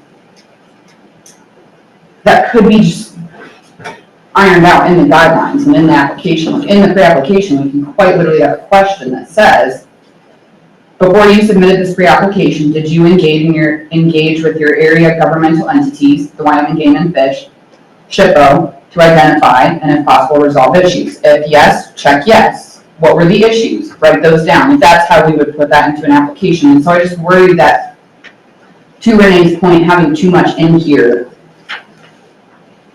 what if Game and Fish reads our rules and they say we want more? Then we have to go back to these rules and add in what more they want versus just having that. That's what kind of concerns me with this. Like, I think obviously there needs to be something, but I'm just worried that there is a lot of extra language in here. I think it's my only concern. There have been good partners that have raised concerns about wanting to make sure that they're consulted. And as I read this, I wonder if, I think you're on something there. I'm wondering if final applications that demonstrate the support of whatever we term there shall be emphasized. Would be enough. If we want to say TIPO or SHPO or Game and Fish. Yeah. As part of our rules, saying that those projects to get their overall approval would be emphasized and leave the specifics of what that looks like to the application. Yeah. You know what ACE is? It is. Well, but it says multiple partners, and this is specifically saying Game and Fish and SHPO, TIPO, that projects that they can demonstrate the support of those agencies will be emphasized. Mm-hmm. Because correct me if I'm wrong, but a county project does not need to go to SHPO. The county project, it's county land. Am I right? So by putting in there that a project has to have all these things, what if they don't even have to do that? That just negates this whole section. Yeah, I guess. I think we're getting confused between us saying that Game and Fish or SHPO have a thumb on this. Mm-hmm. All we're saying is that they get to participate in the process. Yes. It's not setting a new standard for SHPO on county ground. I will absolutely blatantly oppose that sort of approach. But I think it's important for us to take a step back. And some of us were really engaged in the political process to get this legislation to the finish line. And I will say one of the most critical pieces of that final approval was embedding some language in here that requires us, I want to find the particular language, to consider the benefits and impacts of grant proposals on local communities, including its socioeconomic, cultural, natural, and wildlife resources. I think I mentioned this at the last meeting. This is all embedded into a blow up, if I can just be pointed about one particular area in Sinks Canyon, and the development would be a Ferrata, and it was wildlife issues, it was cultural issues. All of those things were brought forward. And so we worked to embed this language to get our partners on board with this. Our partners have suggested that, yes, we could put it in the guidelines, but that's not enough. That's just kicking the can a bit further down the road from a commitment that some feel was made that we would do that in the rulemaking process. It was not my intent by drawing up any of this language that we give. I don't care if Game and Fish comes back to us in 2 years and says we want more. They don't get to decide what our process is from my perspective. It's just simply baking in that we're going to hear them out. And if they bring something forward, then we're going to take that into consideration through the process. So I appreciate it, but I don't think there's anything that I read in here that's so big that they get to put their thumb on this thing. But I'm all for revising it if we need to. So I do think we have to think about the commitments some of us made along the way to get to this day where we're trying to put this together. Mr. Chair, I like having those in the rules. Rules are hard to change for a reason. The guidelines are easy to change. The rules sort of transcend the whims of what people do from guideline to guideline. So this gives our partners, Game and Fish, those folks that supported this, some certainty that, yes, this will be considered. And it's, if folks want to change it, they can go through the rulemaking process, but that requires a substantial effort to do that.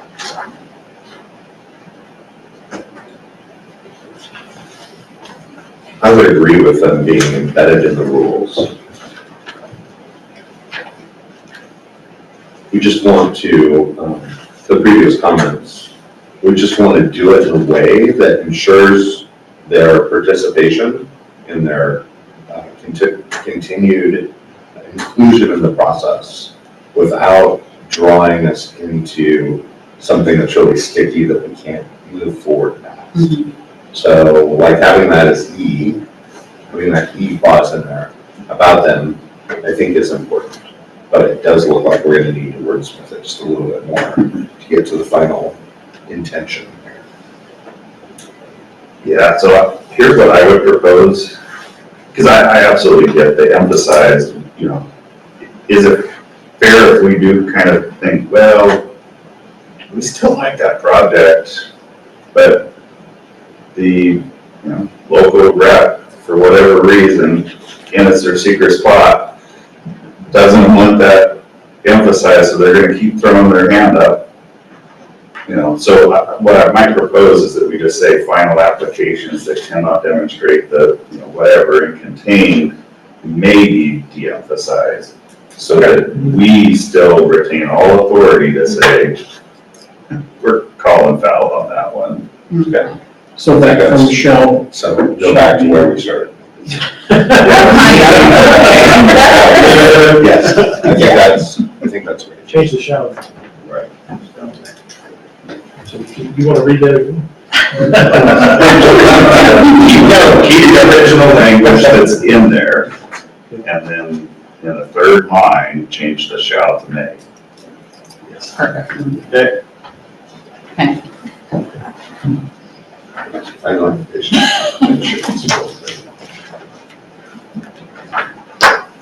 And then really quick, Hillary has her hand raised. Hillary, I'm going to move you to a panelist so you can chat.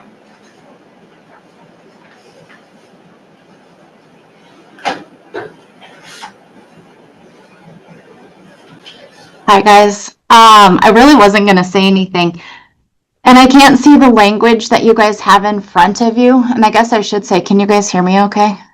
Yes. Okay, perfect. I guess my question, while looking at these, because I've seen rules very similar to these before, are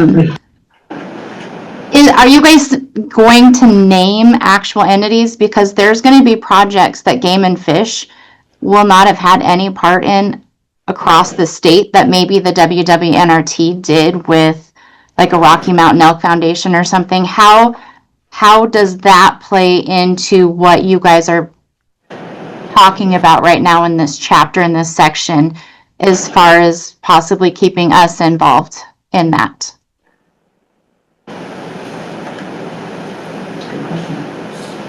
And if I need to make that clear, I guess I can. Yeah, Hillary, and for those that don't know Hillary, she's the number 2 at the Wildlife and Natural Resource Trust. So we're hearing a lot of their language. Yeah, Hillary, if you could better explain that. I don't know that I tracked.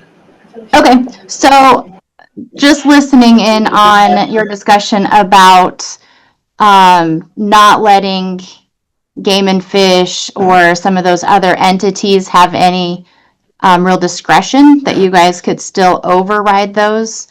I guess my question to that is how your trust will work with our trust as another example of, maybe we just spent $1 million doing some project and now you guys got an application to put some kind of recreation through the middle of that.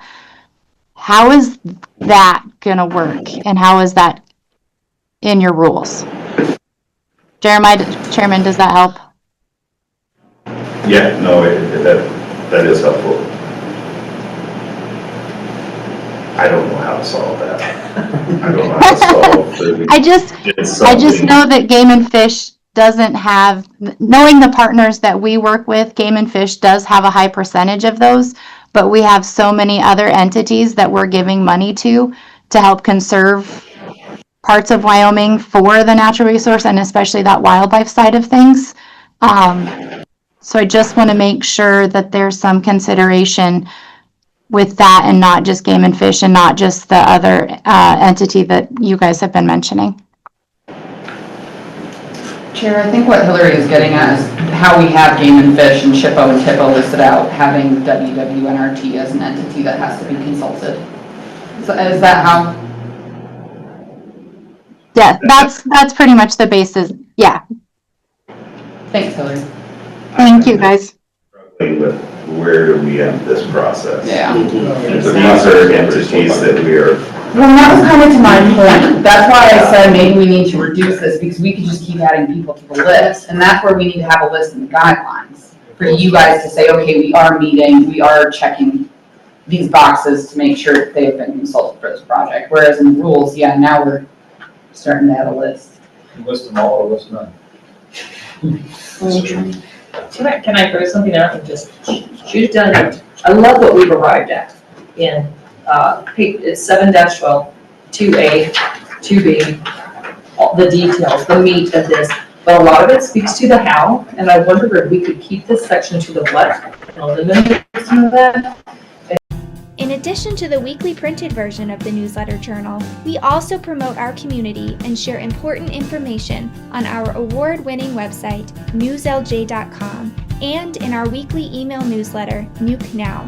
We also connect with readers through various social media platforms and invite you to check us out on Facebook, Twitter, and Instagram. You can even take a look at a recent meeting of the City Council, School Board, or County Commission on our YouTube channel. We do hope that you will go to newslj.com and subscribe today, and we look forward to making all of our great content available to you. But regardless of your level of support, we thank you from the bottom of our hearts for doing your part to preserve a free and independent local press. Shoot it down. I love what we've arrived at in, it's 7-12, 2A, 2B, the details, the meat of this. But a lot of it speaks to the how, and I wonder if we could keep this section to the what and eliminate some of that. In other words, keep that first paragraph that we have, and then say something about applications incorporating, support or whatever from organizations such as SHPO, Game and Fish. And then I don't know if you want to say that it may receive emphasis in the review process or not, but I'm saying give them a little line there, and then everything from 2A through 2B goes into guidelines, unless you feel like there's something there that's essential to establishing the what we're doing.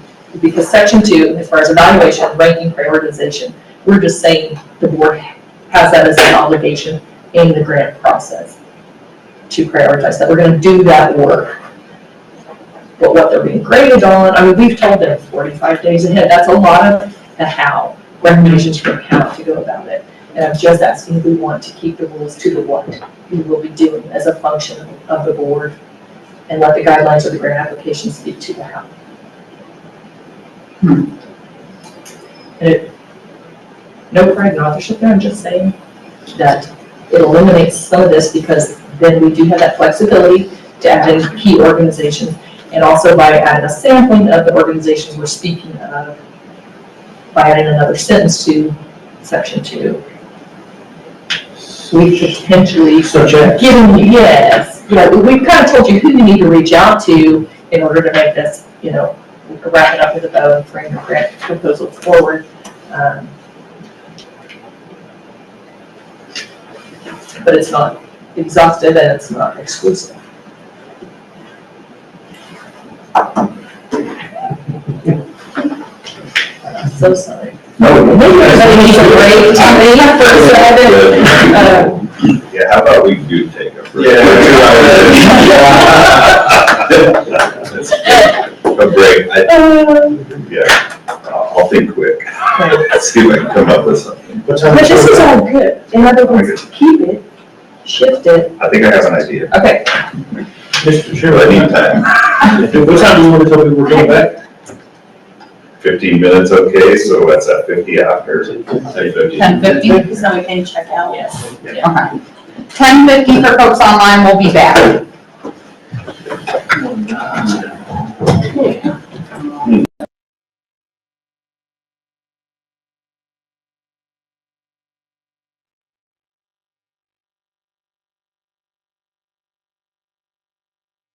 Are we back? Yeah. Good. All right. We think we have a proposal to clean it up and work. Again, everything's draft here. We're gonna take this to public comment. We have additional time to work things, but starting on page 7-12. First, we'll incorporate the DMO and the TIPO. In the pre-application section, we will keep the first sentence. We'll delete the second sentence, understanding that that can go into the administrative process and guidelines. That's starting to achieve, is that correct, Chairman? Yes, so to achieve this through the end of that paragraph would be deleted.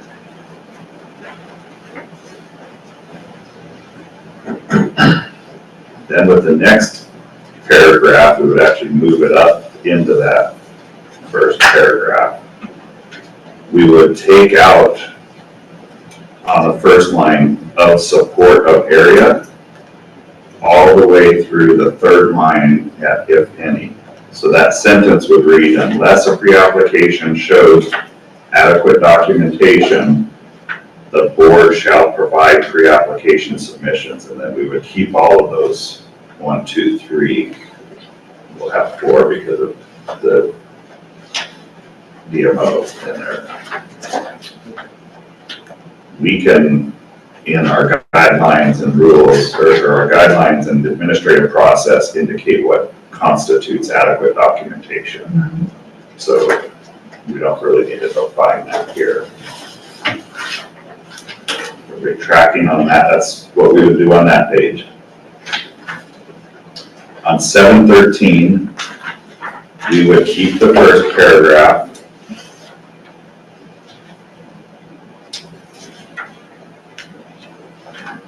We want them to identify those things and kind of set that out. That's important. Then in the next paragraph, it would read the resolution of issues. We would take out area governmental entity, game and fish, SHPO. So the resolution of issues or concerns during the pre-application process is highly recommended, period. We take out the rest of it. And then we'd leave that last sentence of that paragraph.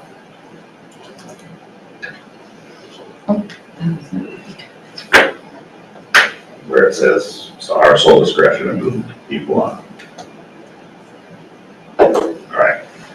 Going into final applications, we would keep the first sentence of that paragraph, we would delete the second one.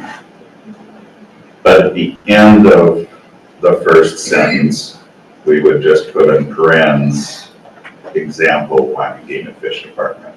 We don't have to list them all out, but we're indicating that it's our intent that they would be considered a qualified evaluator as part of the process. So Hillary and I also have brought this up now, and I wanted to do this before. So just putting in as maybe designated by the board. Yeah, you don't need that comma, but you just Do an EG or? parentheses, example, EG.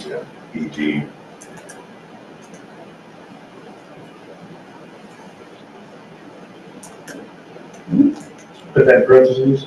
Yeah, EG.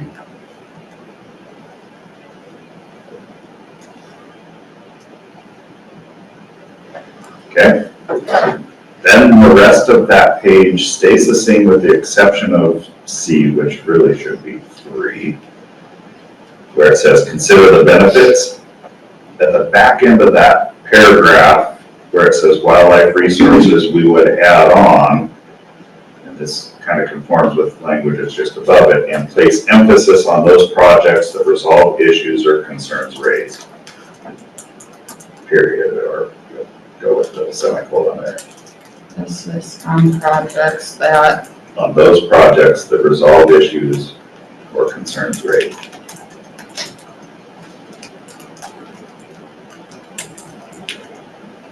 or concern is. Is.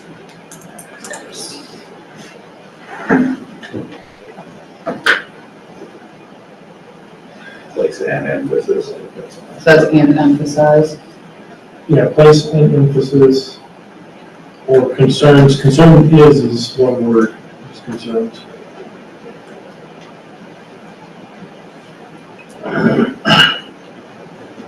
Jeez.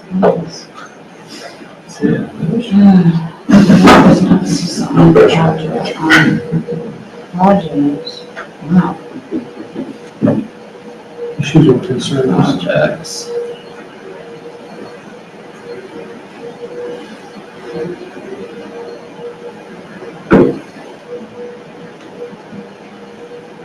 Or if concerned. Just like concerns. No, it's. Plural.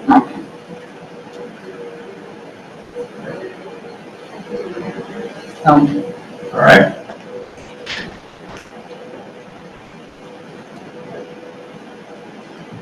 Yeah. So that finishes that page. And then on 7-14, we would take out the first sentence there and just leave it as the board shall at its sole discretion.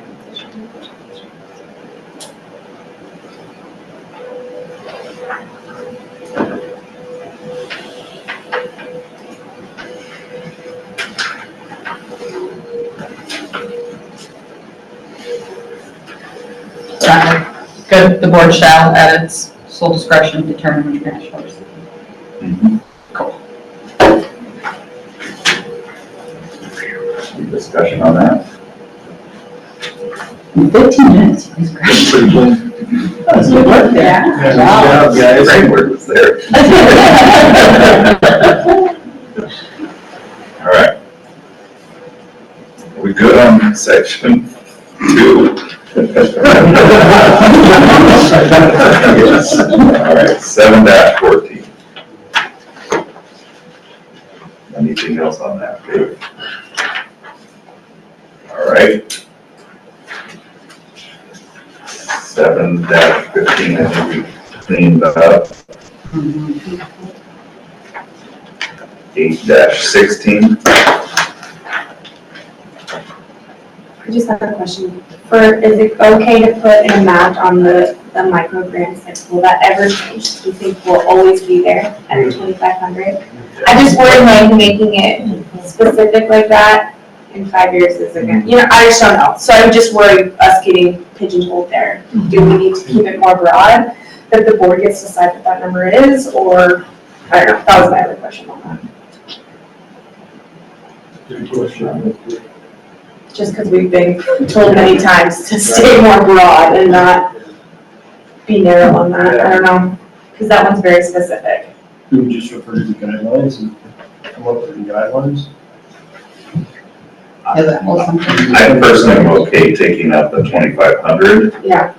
I might lean towards keeping a percentage there. Yeah. So that we don't. It doesn't get too crazy, but the 2,500 may change. Creating, right. So no individual micro grant shall constitute more than 2%. Maybe it's the total of micro. I think it's the total of micro grants. Just looking for, No, I hear what you're saying. so when this has more money in it, you could be talking about a lot. And I didn't know, since microgrant was kind of a word that you have coined, do we need to put that like in the definitions in the beginning? Does that need to be listed somewhere? Or is it okay to just have it here? I think it's nothing. I didn't see it, but maybe I missed it. No, we don't have it in there. We don't have it, but I didn't know if it needs to be there, just because we were doing the other definitions, I don't know. And maybe it doesn't matter, but just to cover our bases, I don't know. Because I could put in like micro grants are, because they're non-competitive essentially is the only Correct. difference, yeah. Yeah, I don't know. That was just my two notes I, I guess I'd defer to the Attorney General's office on Yeah. where we need to define it. Okay. But I do think we need to clean up that last sentence to say that total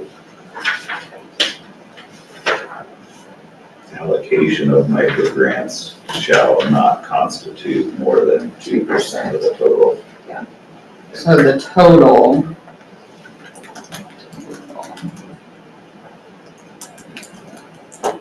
Grants, I think I'm gonna have to capitalize that too. I'll change that. Total of micro grants shall not constitute more than 2% of the total funds allocated for projects in any given year. We're taking out quick or quick? Quick stays in there or no? Quick. No, but it's yeah, this is all just going right. We're just doing that for us. Can we just start that with micro grants since we addressed total report funds? The total allocation of micro grants. And then take it out on the back end then? Total allocation of micro grants shall not constitute more than 2% of the total funds allocated for projects in any given year. That sounds right.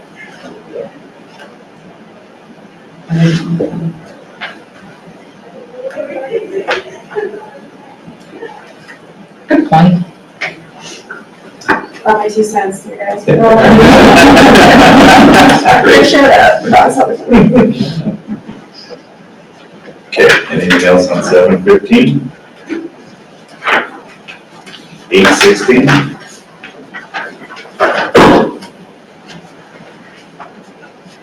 917?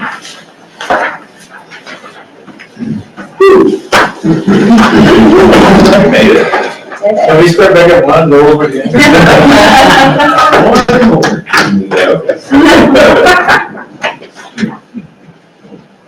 Alright. I think we're at that point of business where we could entertain a motion.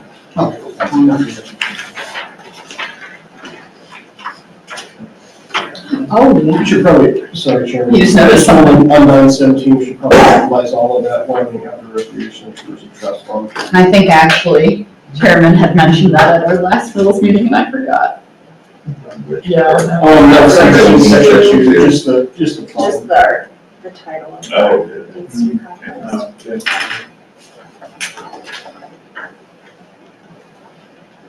And you got the page number changed to there on the bottom. Yes, and it's weird, it's showing up on mine, it was showing up as 716, I don't know, weird how this got changed. Okay.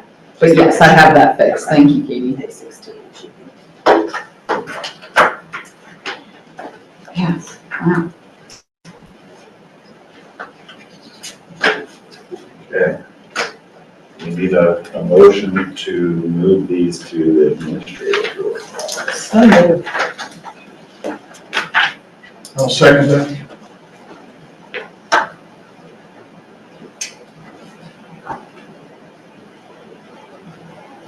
All right, all those in favor, say aye. Aye. Anybody opposed? Great, excellent work. One step further. Exactly. You're gonna cross that timeline. All right, now we're into our second portion of sort of the administrative elements to keep that conversation going, and I know that Bryn is arranged for at least one guest speaker, so Yeah, turn it over. and let me kind of clean up my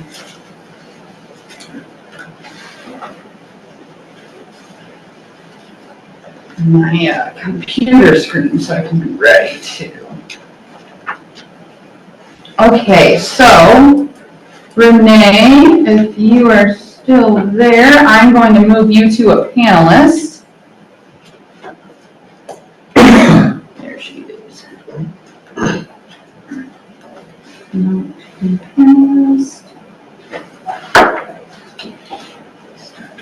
All right, so kind of the remainder of this meeting for the most part, and I'll just be aware of time. Chairman, is there a time that you would like me to stop so that we can make sure we address the other items on the agenda? I'll probably cut myself off in a half an hour. We may not get to all this today. That's okay. So I just wanted to be able to introduce you guys to some of the different guidelines, like the actual items that will have to be addressed in the guideline. Of course, a guidelines packet for a grant program is multiple pages long. It's going to be a 20-page document, most likely something like that. But really actually digging into the nitty-gritty of what you guys will have to decide. Some of it is already kind of determined, either in statute or in the guide or in the rules that you guys just went through. But some of this more nitty-gritty information that we've been alluding to. And so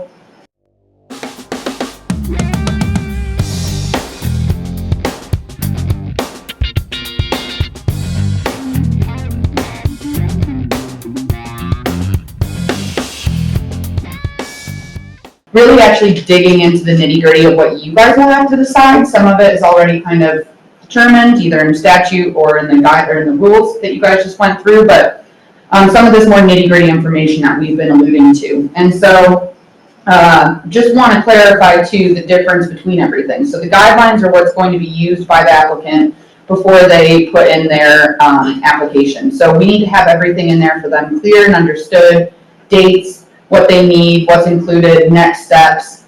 Ideally too, you know, in the guidelines, you want to have it laid out what it'll look like for them after they get awarded.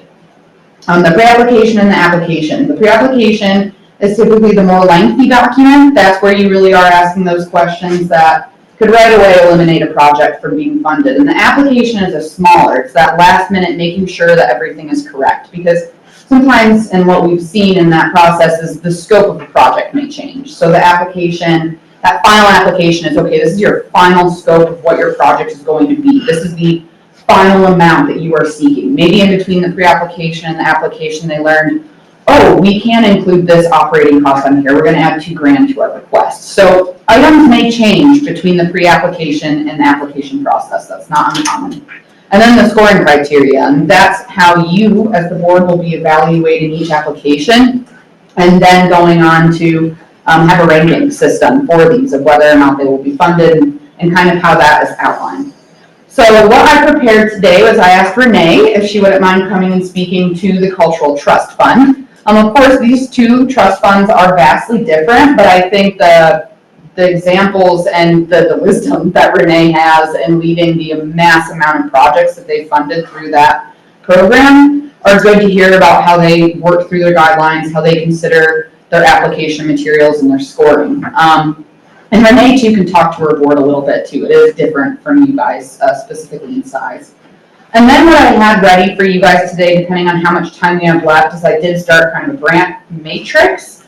And it is just essentially showing some different items that you would want to consider from these different programs. Now, I had hoped to also get Oregon, Pennsylvania, and Michigan done for you guys, but I did not have time to get that done. I do have our two boards, our two sister boards, WWNRT and the Cultural Trust Fund, and then New Mexico and Utah, as they already have programs very similar to ours. So I went through and did that generally, applications, and for scoring. So we'll just kind of talk through this as much as we can today, but otherwise I have already put this folder into your grant resources folder. So you guys are able to go in, right here I have the grant matrix, and then I have examples of scoring or review, examples of guidelines, and examples of applications for you guys to review before the next meeting in August. And I'll add some more examples, like I said, for Pennsylvania, Michigan, and Oregon, because they also have grant programs. So I'm going to first, before we dive into these things, turn it over to Renee so you can hear firsthand what they do with the Cultural Trust Fund. You should be good to go, Renee. All right, let's try and get me there. Sorry, I was just laughing. You're handing this over to me. So, I know you've had a lot of conversations with Bud and the Wildlife and Natural Resources Trust Fund. The Cultural Trust Fund, we were created at the same time. But the differences in our processes, I think, will just give you some flexibility as you look at to what you will be developing. The Wyoming Cultural Trust Fund, for those of you that don't know us, we provide grant dollars to nonprofits and governmental entities for a wide variety of cultural activities, everything from archaeology, prehistory, research, up to a contemporary arts fair festival. When given the breadth of what we can support, we're not just apples and oranges, but we're apples, kiwis, rocks, and a goat. Okay, so given the huge breadth of what we can support, our grant application process is a very flexible, somewhat simplistic application because we needed to be able to adapt to whatever the need, the request coming in for.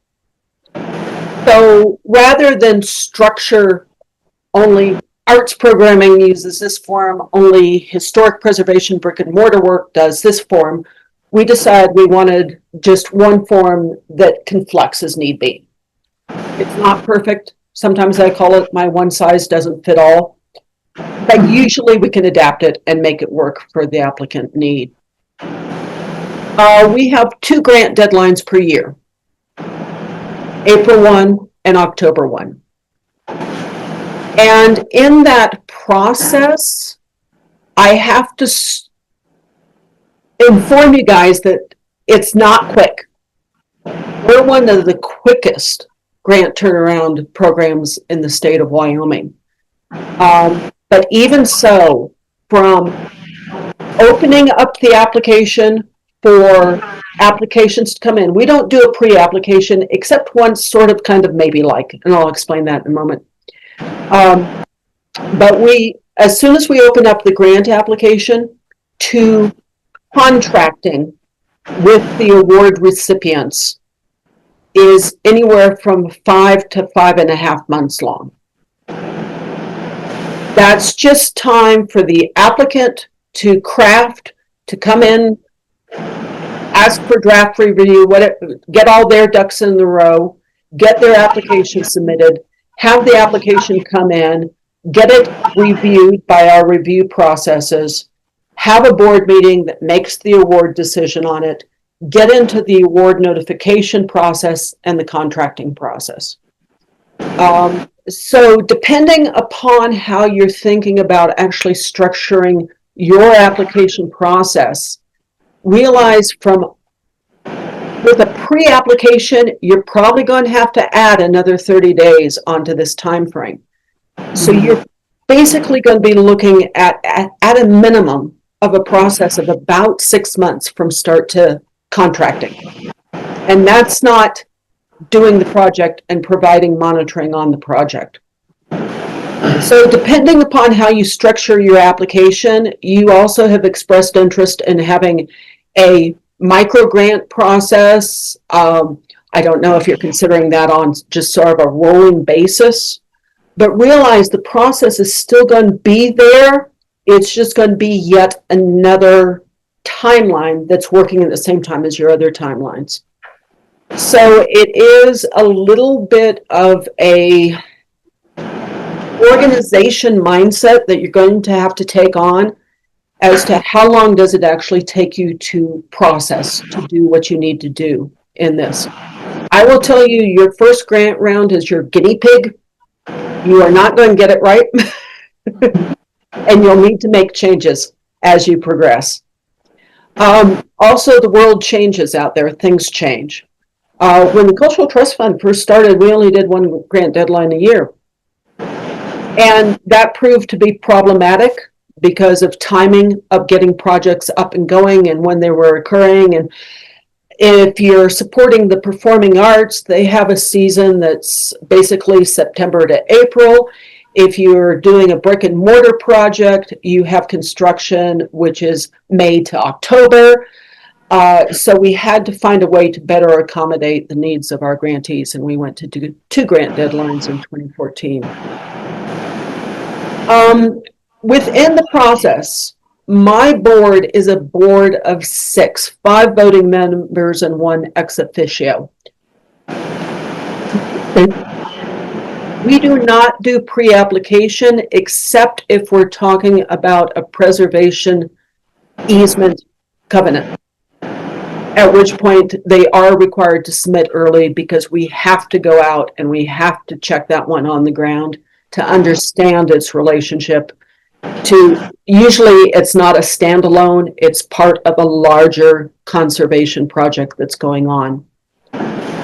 We've only successfully done those once. We're very bad at those. Within the whole review process, my board is deliberately selected through a very unique process to try and have as much diverse expertise as possible with 6 people. Because of that limitation, my board actually sets up a separate review process that happens at the same time they're reviewing with what we call our sister agencies. We work with the Arts Council, the Humanities Council, the State Museum, State Archives, and the State Historic Preservation Office. They actually review grants that have those disciplines primary in their application, and they provide what we call a technical review. Is what they're proposing logical for what they're trying to achieve? Is the price range appropriate to what they're trying to do? The review agencies do not make funding recommendations on the grant. The review agencies complete their review a little bit, like maybe 10 days before we actually go into meeting. Sometimes it's 9, whatever. Anyway, and that gives a preliminary detail that my board may not have. For example, I have a brand new board member right now who's an architect. We've needed one for years. We finally got one. Hallelujah. He's very versed in historic preservation, historic buildings. But he can also deal with a contemporary building if need be. This is a very important person. We were very glad we finally got him. He knows nothing about music, and he'll freely admit that. But when he was dealing with his round of grants just a week ago, he basically said, I had to rely upon what the Arts Council said about this because I don't know anything about music. I don't know if this is a good use of our money, if this is something that's appropriate. And so we created that evaluation process to help our board. I'm not sure how you're structuring yourself, if you as the board are going to be the primary and only review, or whether you need to bring in somebody else because of certain expertise you might be lacking. That's why I kind of tell you not to get into the weeds on rules and regs, because you have to adapt. Oh, somebody is proposing to do, I'm just making something up, you know, a rope, you know, one of those zip lines. And just say all of you guys have never done one of those before. Are you going to have a way to go out there and get additional information to know if the engineering is correct for that?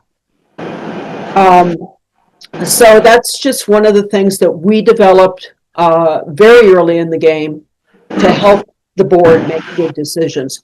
You have in your guidelines or in your discussions today, you've been talking about the various partners and who could provide input to resolve issues, Game and Fish, SHPO, TIPO, etc.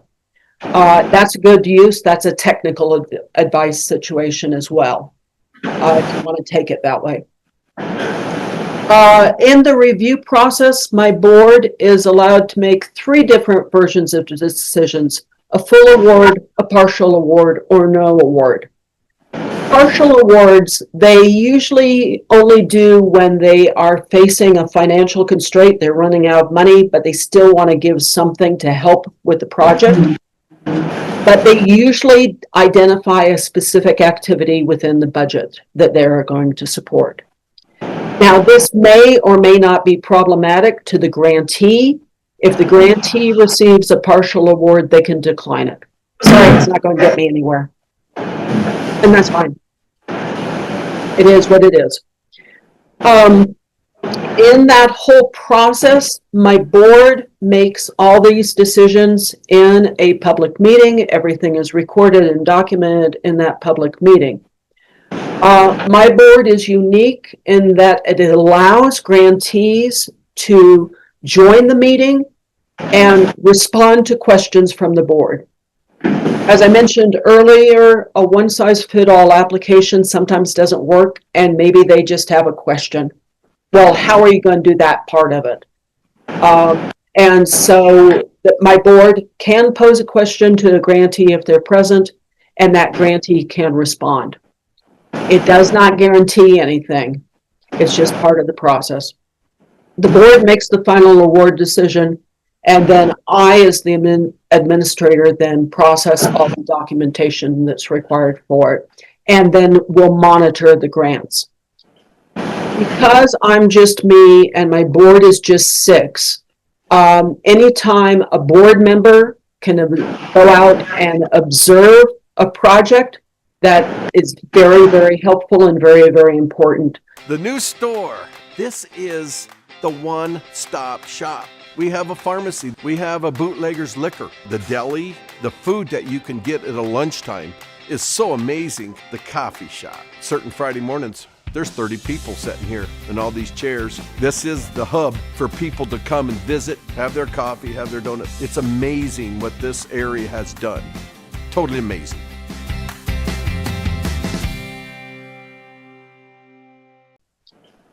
Because I'm just me and my board is just 6, anytime a board member can go out and observe a project, that is very, very helpful and very, very important. Eyes on the ground are sometimes very hard to get, and it's crucial, especially when they're building something. Trust me, as someone who's dealt with historic buildings, as soon as you start, something goes wrong. You find something you weren't expecting, you're having to adapt. And so having people who can also be out there looking is a great help. My board is limited to that. I have a very small administrative budget, and they don't get paid when they go out and do those things. So that's just sort of a quick snapshot. The guidelines that Bryn has, those things have been changed. They morph, they change. The evaluation process gets tweaked. I won't say it necessarily changes in concept, but it does get cleaned up every now and then. For example, we might have, during COVID, we were getting some requests that we just normally don't get, a lot more personnel requests that we decide that we did indeed want to support it, fit our mandate. We are allowed to do the infrastructure for cultural organizations. But it also meant a lot more documentation was going to be required. And so we tweak when we have to. Guidelines you can tweak quickly. It's usually something that you can do with one board meeting and you've cleaned it up and you can send it back out, and that's your new guidelines for the next year. So that's a quick snapshot. One other thing, and Bryn is well used to this, is how you pay out on grants and whether things are reimbursed or they're paid up front. Those are the choices you get to make in your processes. The Cultural Trust Fund, we can actually put money out early in the game because sometimes cash flow is a problem. My other hat, I work with the State Historic Preservation Office. Those are federal dollars. The only rule that's allowed there is reimbursement. I have some grantees on the Cultural Trust Fund because of their organizational strength. They prefer a reimbursement process. I don't have any trouble with that. That's fine too. So that's about as quick as I can do the process, and I still took too long. Do you have any questions of me?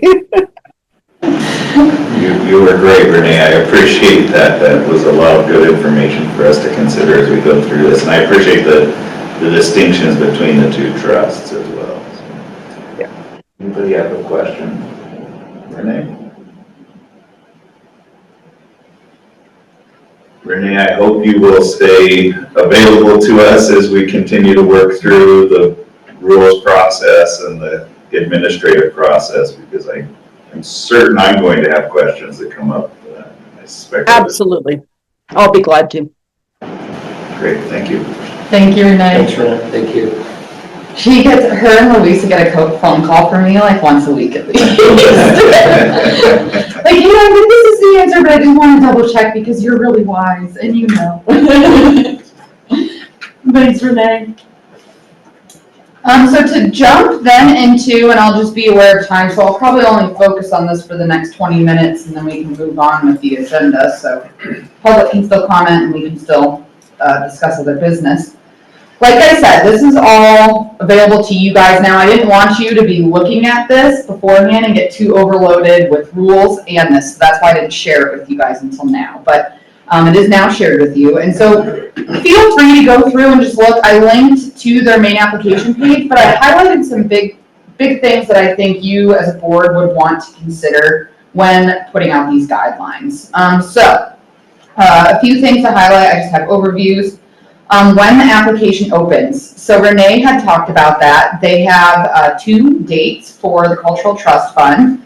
And for them, it's April 1st for projects, events, activities, which begin after July 1st, and October 1st for projects, events, activities, which begin after January 1st. So just keeping in consideration there of timelines for, you do get awarded, but then when would you actually be able to begin starting your project or your event, whatever you're getting funded for. So I myself, as a coordinator for grants, really like that they include that in their guidelines, so that people that are applying can kind of have that idea in their head. Okay, we aren't going to be able to work on our project in December, but if we're not getting a grant application signed until January, that's okay. We have 5 months to plan and then get dirt dug.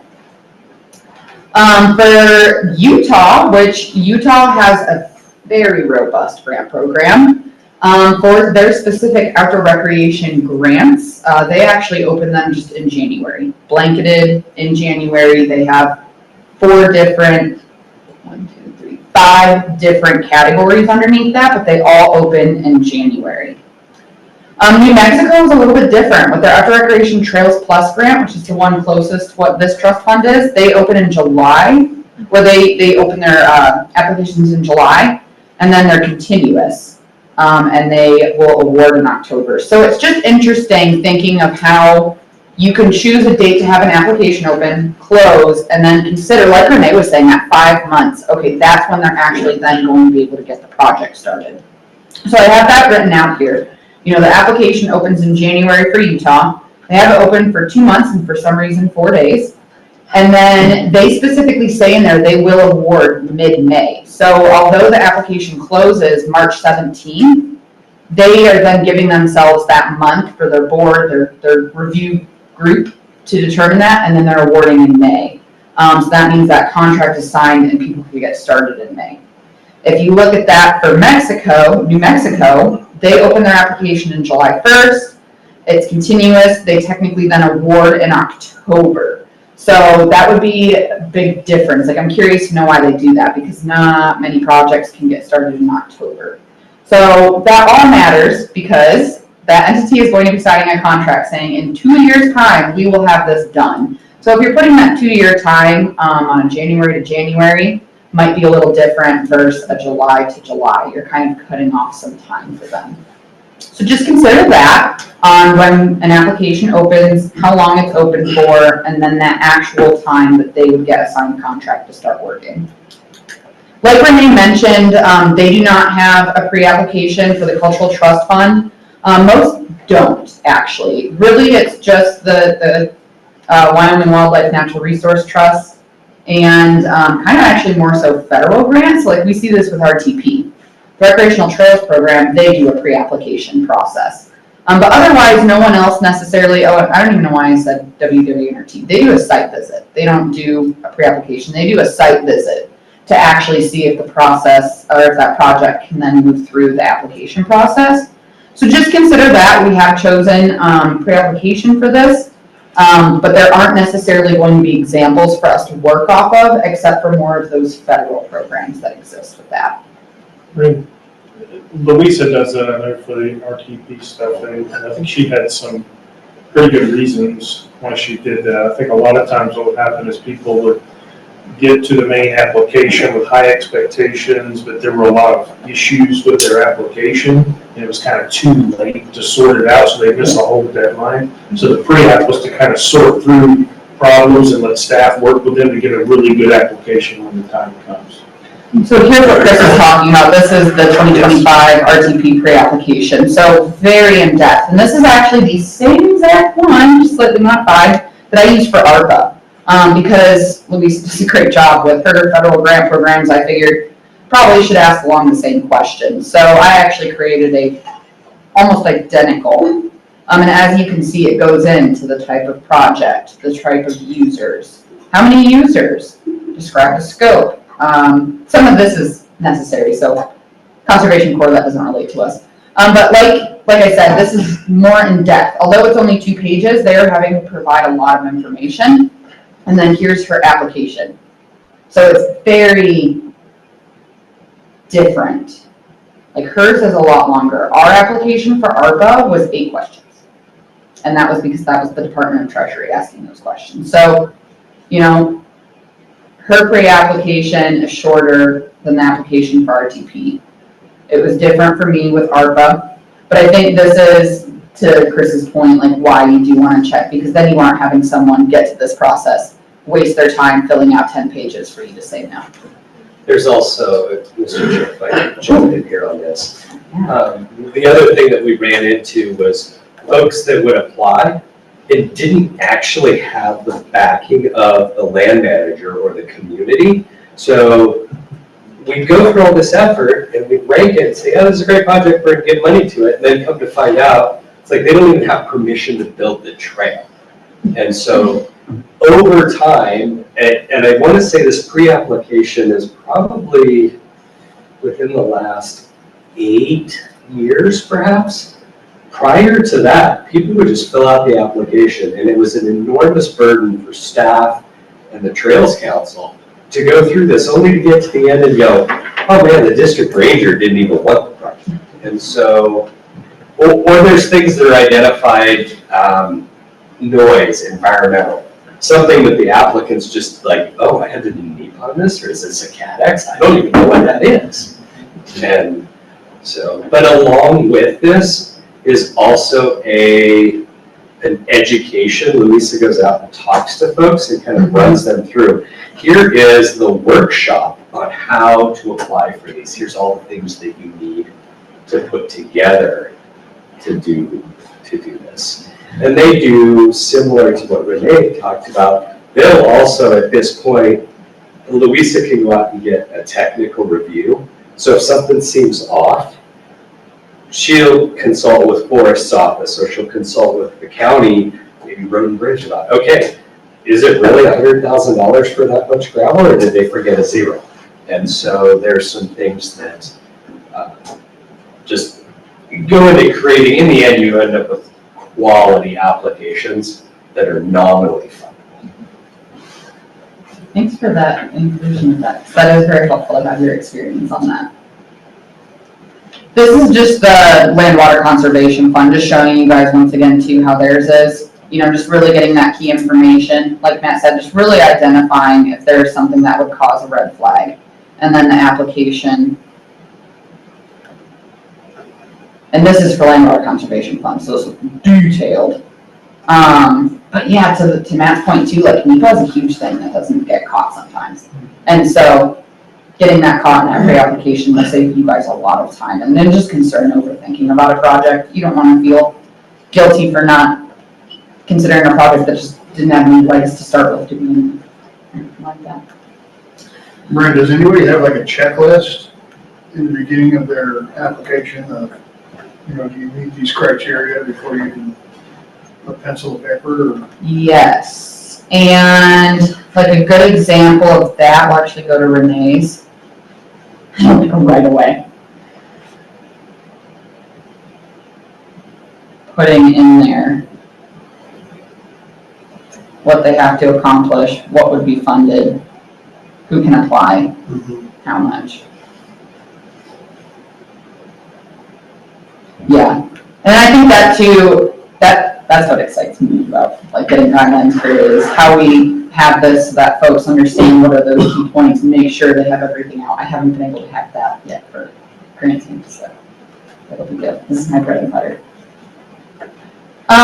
So then moving on to the match, and this was obviously a huge discussion earlier, and I would just like to, I don't know if Mike is still on here, but just in general from my experience coordinating grant contracts for folks, match is hard, especially for nonprofits. It's also very hard for our federal partners to, if they're working on a project, they can help with providing the means, and they approve of a project, but it's not like they too have funds sitting around that they could help a club that's working on things. Like if a nonprofit, say Backcountry Horsemen, is working with Bridger Teton on getting a corral put in, they just might not have that extra backing in their account. Like they can't ask the Forest Service to also provide that because the Forest Service has their own budget, but they too might not have the highest amount of match, but they still have a very worthwhile project. It's just they're a smaller nonprofit, they're more niche. So when it comes to matches, I think that's a big thing that maybe you guys will have to sit there and really think about, and maybe hear from constituents on what works, what's hard, why would a match not work for a group. But for example, with Utah, they do it differently for each program. So Utah has 5 different programs: a mini grant, a tier 1 grant, a regional asset tier, and tier 1 is just local, and then there's a second tier 2 regional asset, and then RRI, which is restoration, and then CPR, which is new, and that's actually community parks and recreation. So they have very diversified grant programs, like I said. So take this all with a grain of salt. We don't have to have 5 different allocations like they do.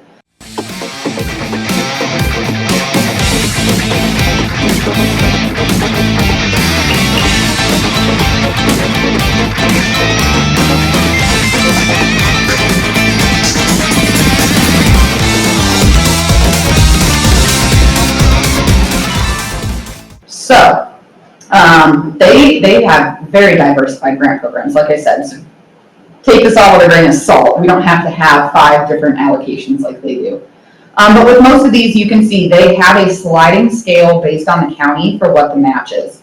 And then, for example, with this regional asset, where it's supposed to be these bigger groups coming in, they have a 1-to-1 match. So if you're requesting $1 million, you got to have $1 million to also help with the project. And then, for example, on the community parks and rec one, they have suggested county-based sliding scale, but then they put minimum of 20%. So that's how Utah considers it. They have their counties broken up. The board clearly went in and broke up the counties. I'm assuming, and I can show you guys where they do this, but it's based on population, and maybe population and current financial situations of each county, because they're going to differ. For WWNRT, and Hillary might be on and be able to clarify, but I don't believe they have to have a match. Let me see if Hillary's on too.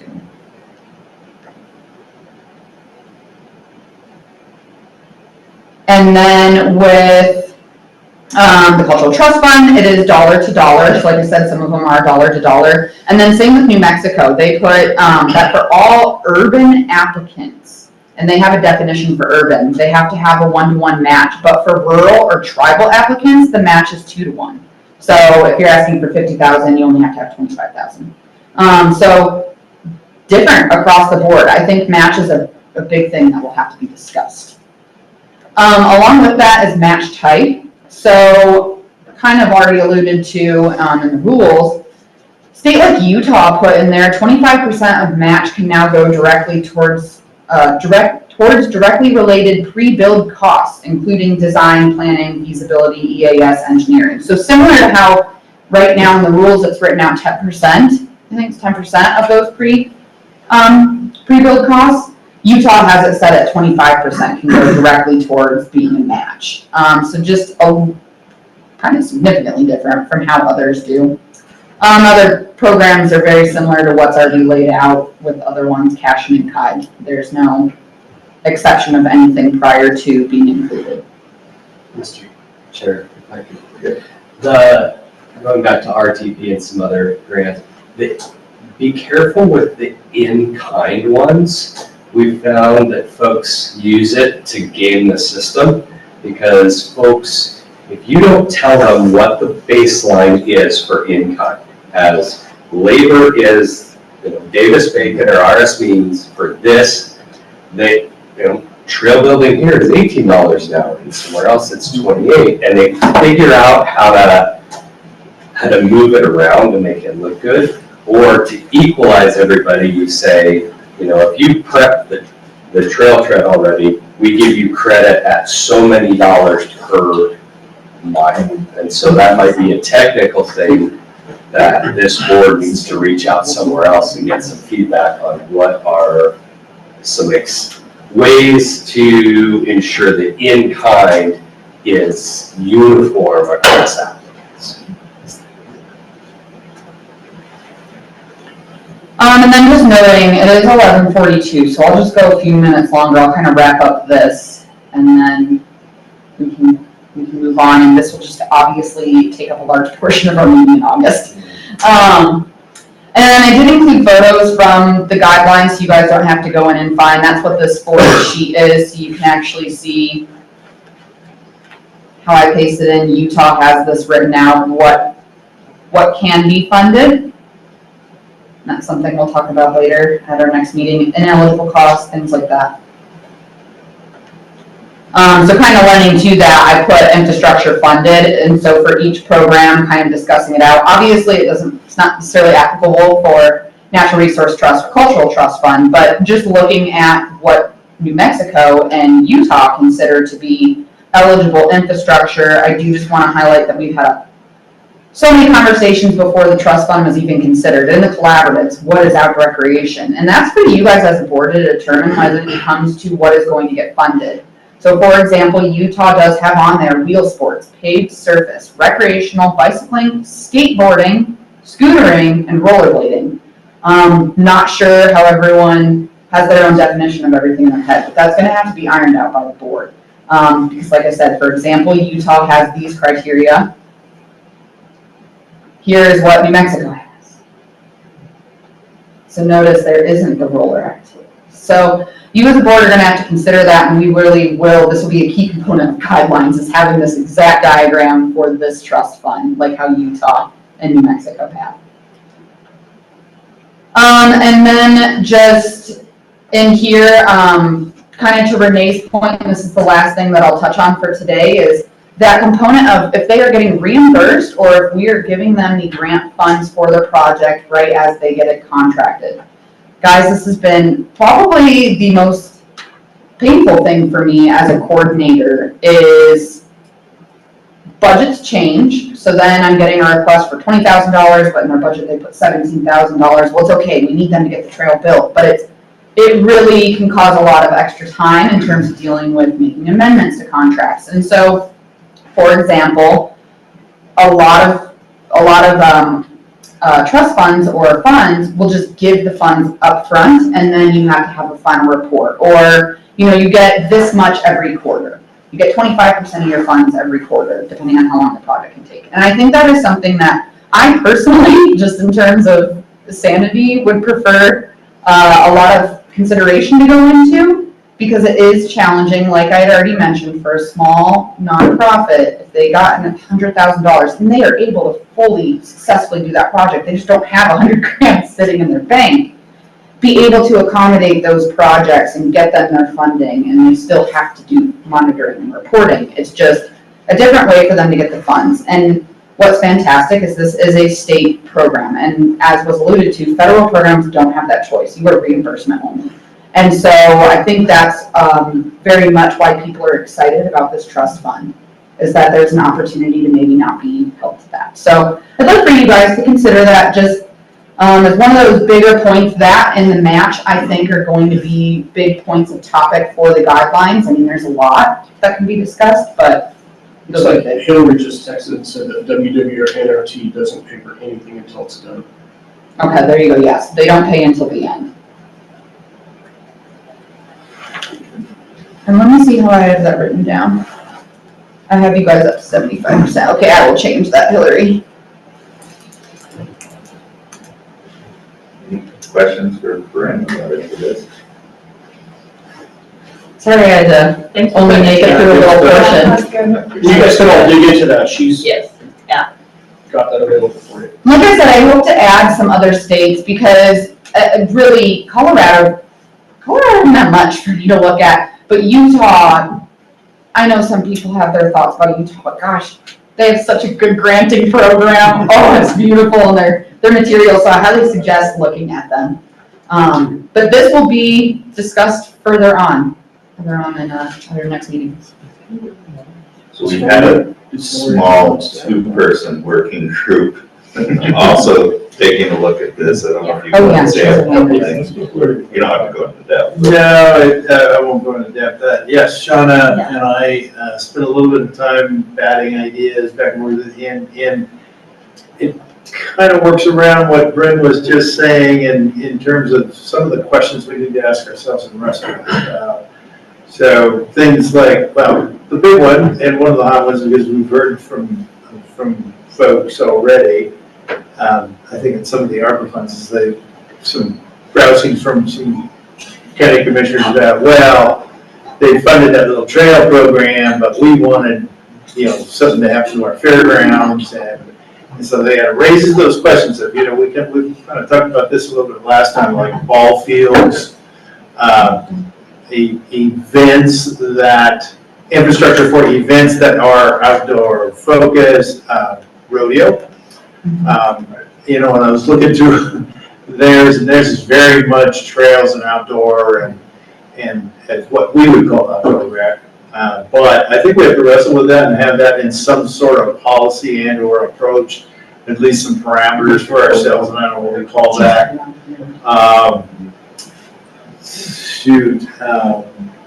Matching with other entities was on my mind. So we have state trails that have grant funding. We have grant funding. Can those be commingled? Can some of that be used as match or, things like that?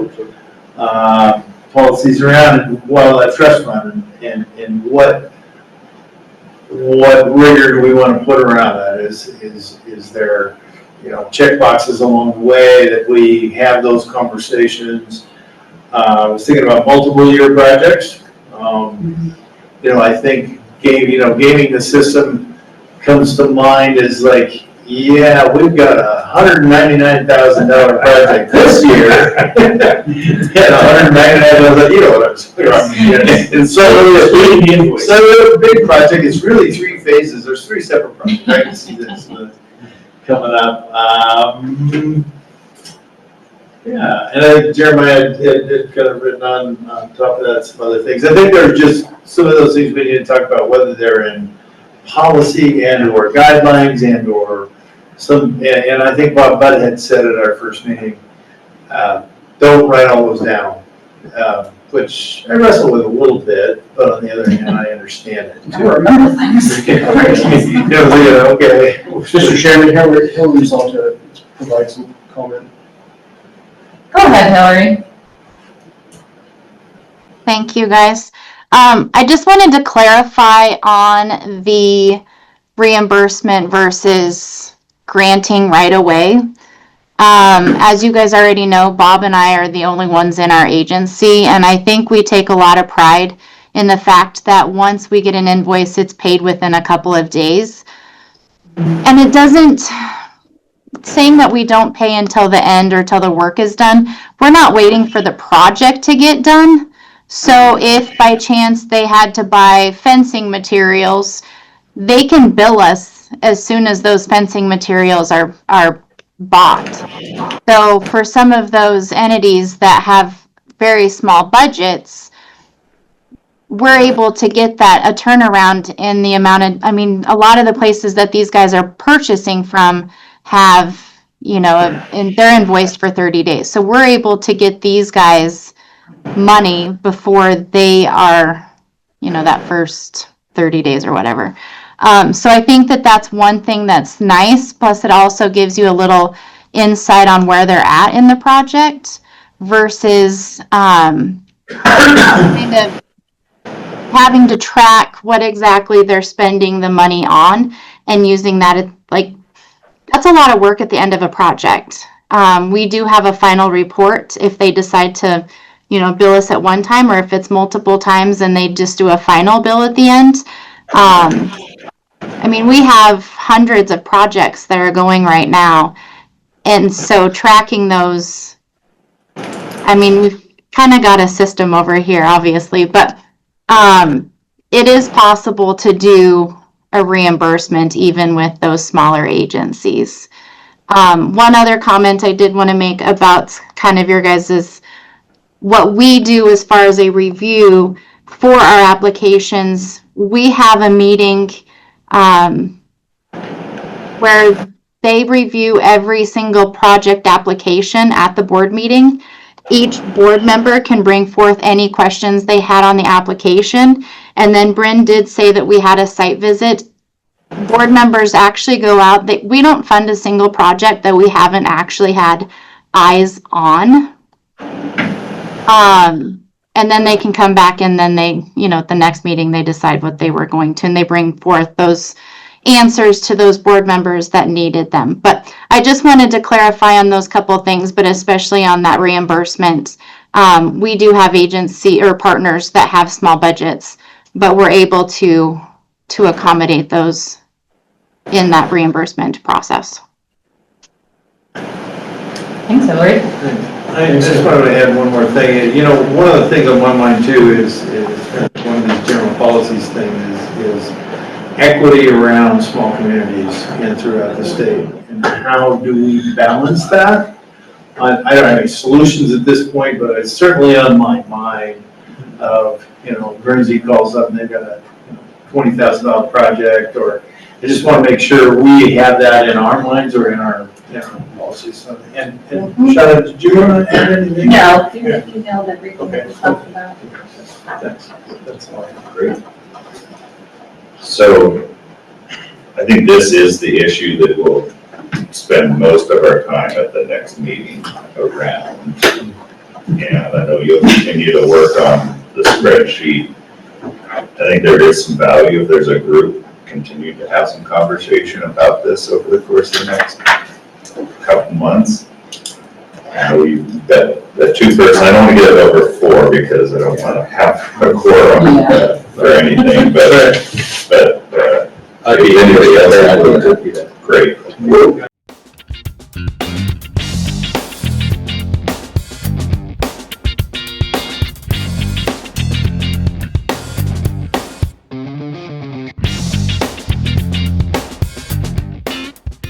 Because I don't want to have a quorum or anything, but maybe anybody else, I think that'd be great. That'd be great.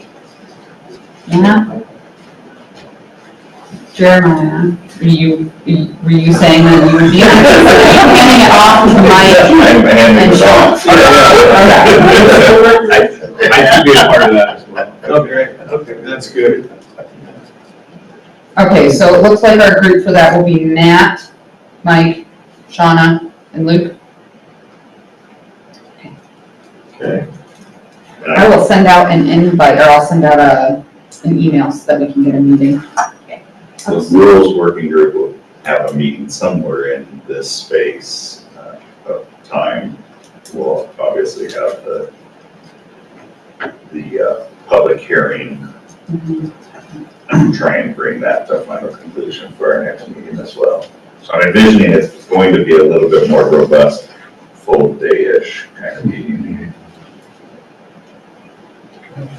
I'll keep that in mind too for our next meeting when we think about the agenda, doing it a little longer. So the group that Mike's got, their purpose is going to be to come back with a clearer set of suggestions and guidelines, around the guidelines. That would be mine, Ted. That's a good idea. And I think it might be worth reaching out to Hillary as well. Yeah. Since they had some thought, Bob had some thoughts around that. And you couldn't make, So, yes. Yeah. Put a little more concrete to it, and how we identify and address those issues. I think too, if you guys don't mind, I can kind of just start to piece together what those documents would look like. Like, there's obvious things that are going to have to be on an application, name, contact, that kind of stuff. So I can start to piece together too, kind of an outline of what those would look like, those different documents. Because like I said, I already have that essentially for ARPA and the collaborative grants. It's just now switching gears for a whole different program, so. Okay. Anything else under grant making?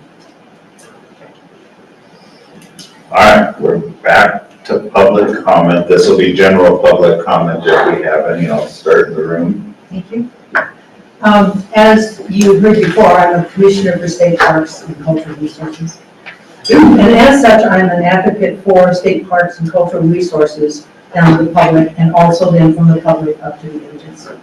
But more specifically, my region that I am most particularly interested in is the northeast corner of the state. So I have Crook, Weston, and Niagara counties. And in those counties, you can probably imagine that most of our tourism is what I call drive-through. You've heard of flyover country, well, we're drive-through country. So most people are going either to the Black Hills or they're going to Yellowstone or something like that. So my concern is trying to keep people there longer. So it'd be really nice if they would come through our counties and spend, you know, an hour or two instead of just getting gas and a snack at the local convenience store.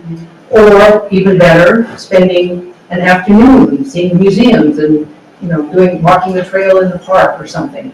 Or even better, spend the night, you know. Or, and best of all, this is see that area as a destination. So seeing a county or a city or something where there's enough time to spend a day or two doing everything in that area. Now, you know, I'm sure you all know that tourism and recreation are really heavy revenue streams for the state. Well, those of us in the small counties, the less populated counties, would also like to be part of that revenue stream. And we would like to also not just increase the revenue for the state or whatever, but also to increase our citizens' health, our citizens' well-being, the employment situation in our small towns and counties. So there are a lot of benefits to focusing on not just, and I appreciate what you said about the small communities, because a lot of money goes to the areas around the national forests and the area around on the western part of the state. We don't have a lot of, in fact, we don't have any. Well, Cook County has a little bit of national forest land, but basically we are private property. There's not a lot of ways to make trails along private property, or many other recreation things either. So my request to you is to use this wonderful fund and the board, which I can see is very on it, to also try to look at ways and to encourage people in the drive-through counties to use your funds. Thank you. Thank you. I think I share that vision and look forward to us executing on it. I'll do my share. Absolutely. Thank you for being here. Any questions? Thank you. I'll go to online comment. If there's anybody that's remaining online that would like to give us some thoughts here as we close out, just raise your hand on your virtual hand.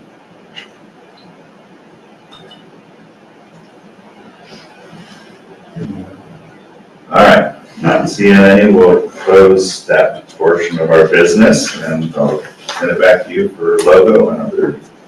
Awesome. So, as you guys know, at our meeting in March, we had shown off the logo, which is still displayed on your name tags, which are going to get replaced. Mike's looks really nice. So we're gonna get permanent nameplates for everyone. But if you guys remember at the meeting too, we had shown this off. You guys had some comments. My bosses had some comments. So I took that to our designer, and we now have the completed logo. So we have changed it for showing more contrast on that, and I can even notice it, like looking at your name tags and looking at this, you can see the contrast of that landscape. We have the logo shape changed, and two, I just want to make note that our folks that designed this are great. They're going to come up with something too for embroidery. I know that was kind of talked about, but this being used online, as you can see on the agenda, on different things, we're really excited to have this logo. So if you guys like it, we're going to keep it. It's awesome. Looks great. Folks online, you're speaking. Very nice. And then, man, we're a minute over. Our next meeting is set for August 13th in Casper. Rachel had kindly said we could meet at the Tate Pump House. So just wanted to put that on there and clarify that that does work for everyone still. Can we talk about that just a second? Would you rather do a drive-in on one day, do a half day, spend the night, work the next morning, and then drive home the next afternoon? Or would you rather just do a full 8-hour day and you come in, and if you have time, you drive home that night, or you stay the second night? What's your preference on those kind of questions? Is that It's a Wednesday. it's a Wednesday? It really depends on how much work you want to try to get If we're done. gonna be doing guidelines, like, you might want to split it up. Can I put something else in too that might be a pickle? What's that? Well, the other thing was the fact that I got accepted into the Wyoming Academy. And that's where I had concern over accepting into that because they had it starting on the 13th in Gillette. And I spoke to Mandy Fable, the program coordinator, and she would prefer me not to miss a day since there's only 3 sessions. So Brent, when does that start with? It starts on the 13th, and I'm trying to find out from Mandy, like, if I actually need to be there at 8 a.m. on the 13th in Gillette, or if it's like an afternoon starting thing. And that I have not yet gotten clarified, but that has kind of concerned me, in accepting that, training.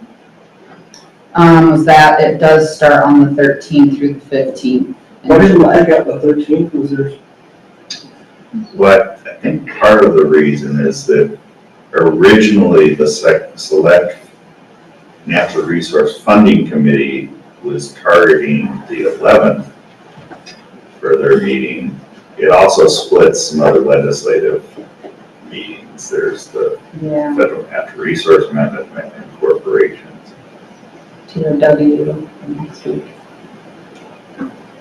But the Select Natural Resource Funding Committee is not going to meet August 11th. Oh. They have not identified this chap. They have not identified, but I've been told it's going to be in Buffalo whenever it's scheduled. Okay. Okay. So like an 11th, and come in on the night of the 10th, and was all day remote, or what? It works for me, but I'm going to be mindful of everybody else's. And I can check on the phone. That would work way better for me. I'm still on with the 11th. Do we want to come in and do? Yeah, my husband's having surgery, Oh, and so this follow-up, he can't drive, so I have to take him on the 11th. Oh. You can do it. We're meeting that night. Can we do the 12th? The 12th? The 12th would be fine. It's a commission meeting, but that's a pretty slow time of year too. So if I had to, I could. I prefer the 12th. Actually, yeah, You mean every. we meet 3 weeks. We meet 3 times. He's busy. She's free luck. It's worse. Don't get me started. Yeah, I do, actually, I have a flight out on the 13th at 3. So, I can make the 12th. Come in on 11. Come in on the 11th. Work all day on the 12th. And Shauna, then would that work for you? Because I you'd be would able have to to drive come in on the 12th. Yeah, I'd have to Come in drive on in the on the 12th. But if 12th. it's still in Casper, is that It's okay? still, it's an hour, 30 minutes, Okay. so it's not that. So we can do all day on the 12th. I can make it work. I've got staff, I can send this food for things. That's true. It's something you don't mind missing, but it's like, staff. I'm pretty fine, I see. Does that work for everyone?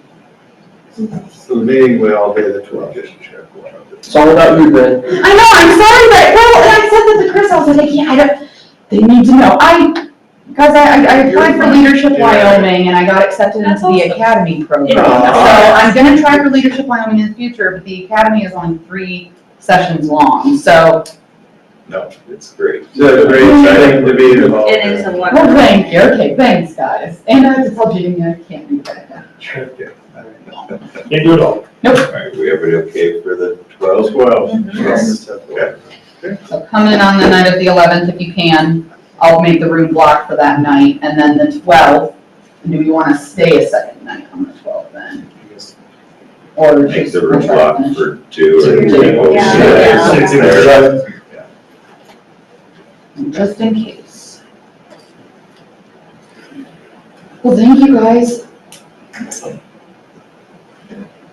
think that's. I guess really quick too, is everything good email wise? Did you guys feel like, I mean, room block, agenda? I apologize, I would like to get things out to you guys a little bit earlier, so on my end, I would like that, and I'm gonna do that, but is there anything we can do better? Different? Well, thanks. Did you all get your state emails? I have to send out the email, so I did get state email, thank you, I should mention that. So, it was requested by a few of you that you would prefer to have a state email, just to keep things cleared up in your inboxes, so I did just go ahead for everyone and get state board emails made. I'm gonna I have to forward you guys an email, and then you will log in and get it set up. If you do not want to use your board email, completely understand, that's fine. Let me know. I am going to send out a new contact list so we can have the board emails in there and then start to leave your guys' other emails alone if you prefer that. If you don't want to use a board email, you don't have to. But just keep in mind when it comes to people accessing public records, they will be able to request whatever email you use. Thanks. Chris. Anything else for the good order? Chairman, just real quick, just our conversation about the state board training, I should have added that to the agenda, but is there anything you want to mention on that? Just, we should be considering it maybe? Yeah. And I'm happy to send an email out or work with you to send one out. Everybody will have to go through that public officer training. We have to do it before, I'm assuming, sort of our appointment deadline in March of next year. You can do it entirely online.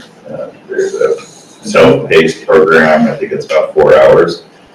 Or if you're inclined, you can go and sit in a training room with state auditors for 4 hours. And I can set that up. I've already spoken with Miranda. They had it back in Friday. I attended, very dry. I suggest the online. But we are able to, I can totally coordinate an online one. Miranda was like, if you guys want one for the board online, certain date, let us know. They're great. But yes, it was 6 hours long. I did a lot of work in between. Is this in addition to what they had in the past, or? If you've already taken I've it, already you only have to do it once in your career. Oh, nice work, guys. Yes. So do we just need to get you the certification? Or what do we need to do with that? I don't think you actually have to turn it in. Anybody, if they contact the Department of Audit, they'll have it. Okay, perfect. Yeah. So I wasn't told you to send anything like that. Yeah, we had to do it for the school district, and then I had to turn it in for the lodging tax board. So that's why I was wondering if we needed it. You can send it, yeah, I'll send it. Yeah, I mean, you can send it to me. I'll just keep it if anything in our records, just for us to have. Because I think we ended up having to send it one time in with our XRD2s. Okay. Yeah, so that would be One last question. Our commissioners have our branded business cards. Would you all like some of those? As we're doing site tours to be able to hand those out to people? Okay, Brent, I'm gonna get these folks business cards. You can get the tab tag like that. And put the name tags. Yeah, name tags and the number they want on there, their contact info. We can put this design on the back. Yeah. Danny to make those. All right, that's it. Good. Okay. Thank you. Thank you. Thank you. Thanks everyone online.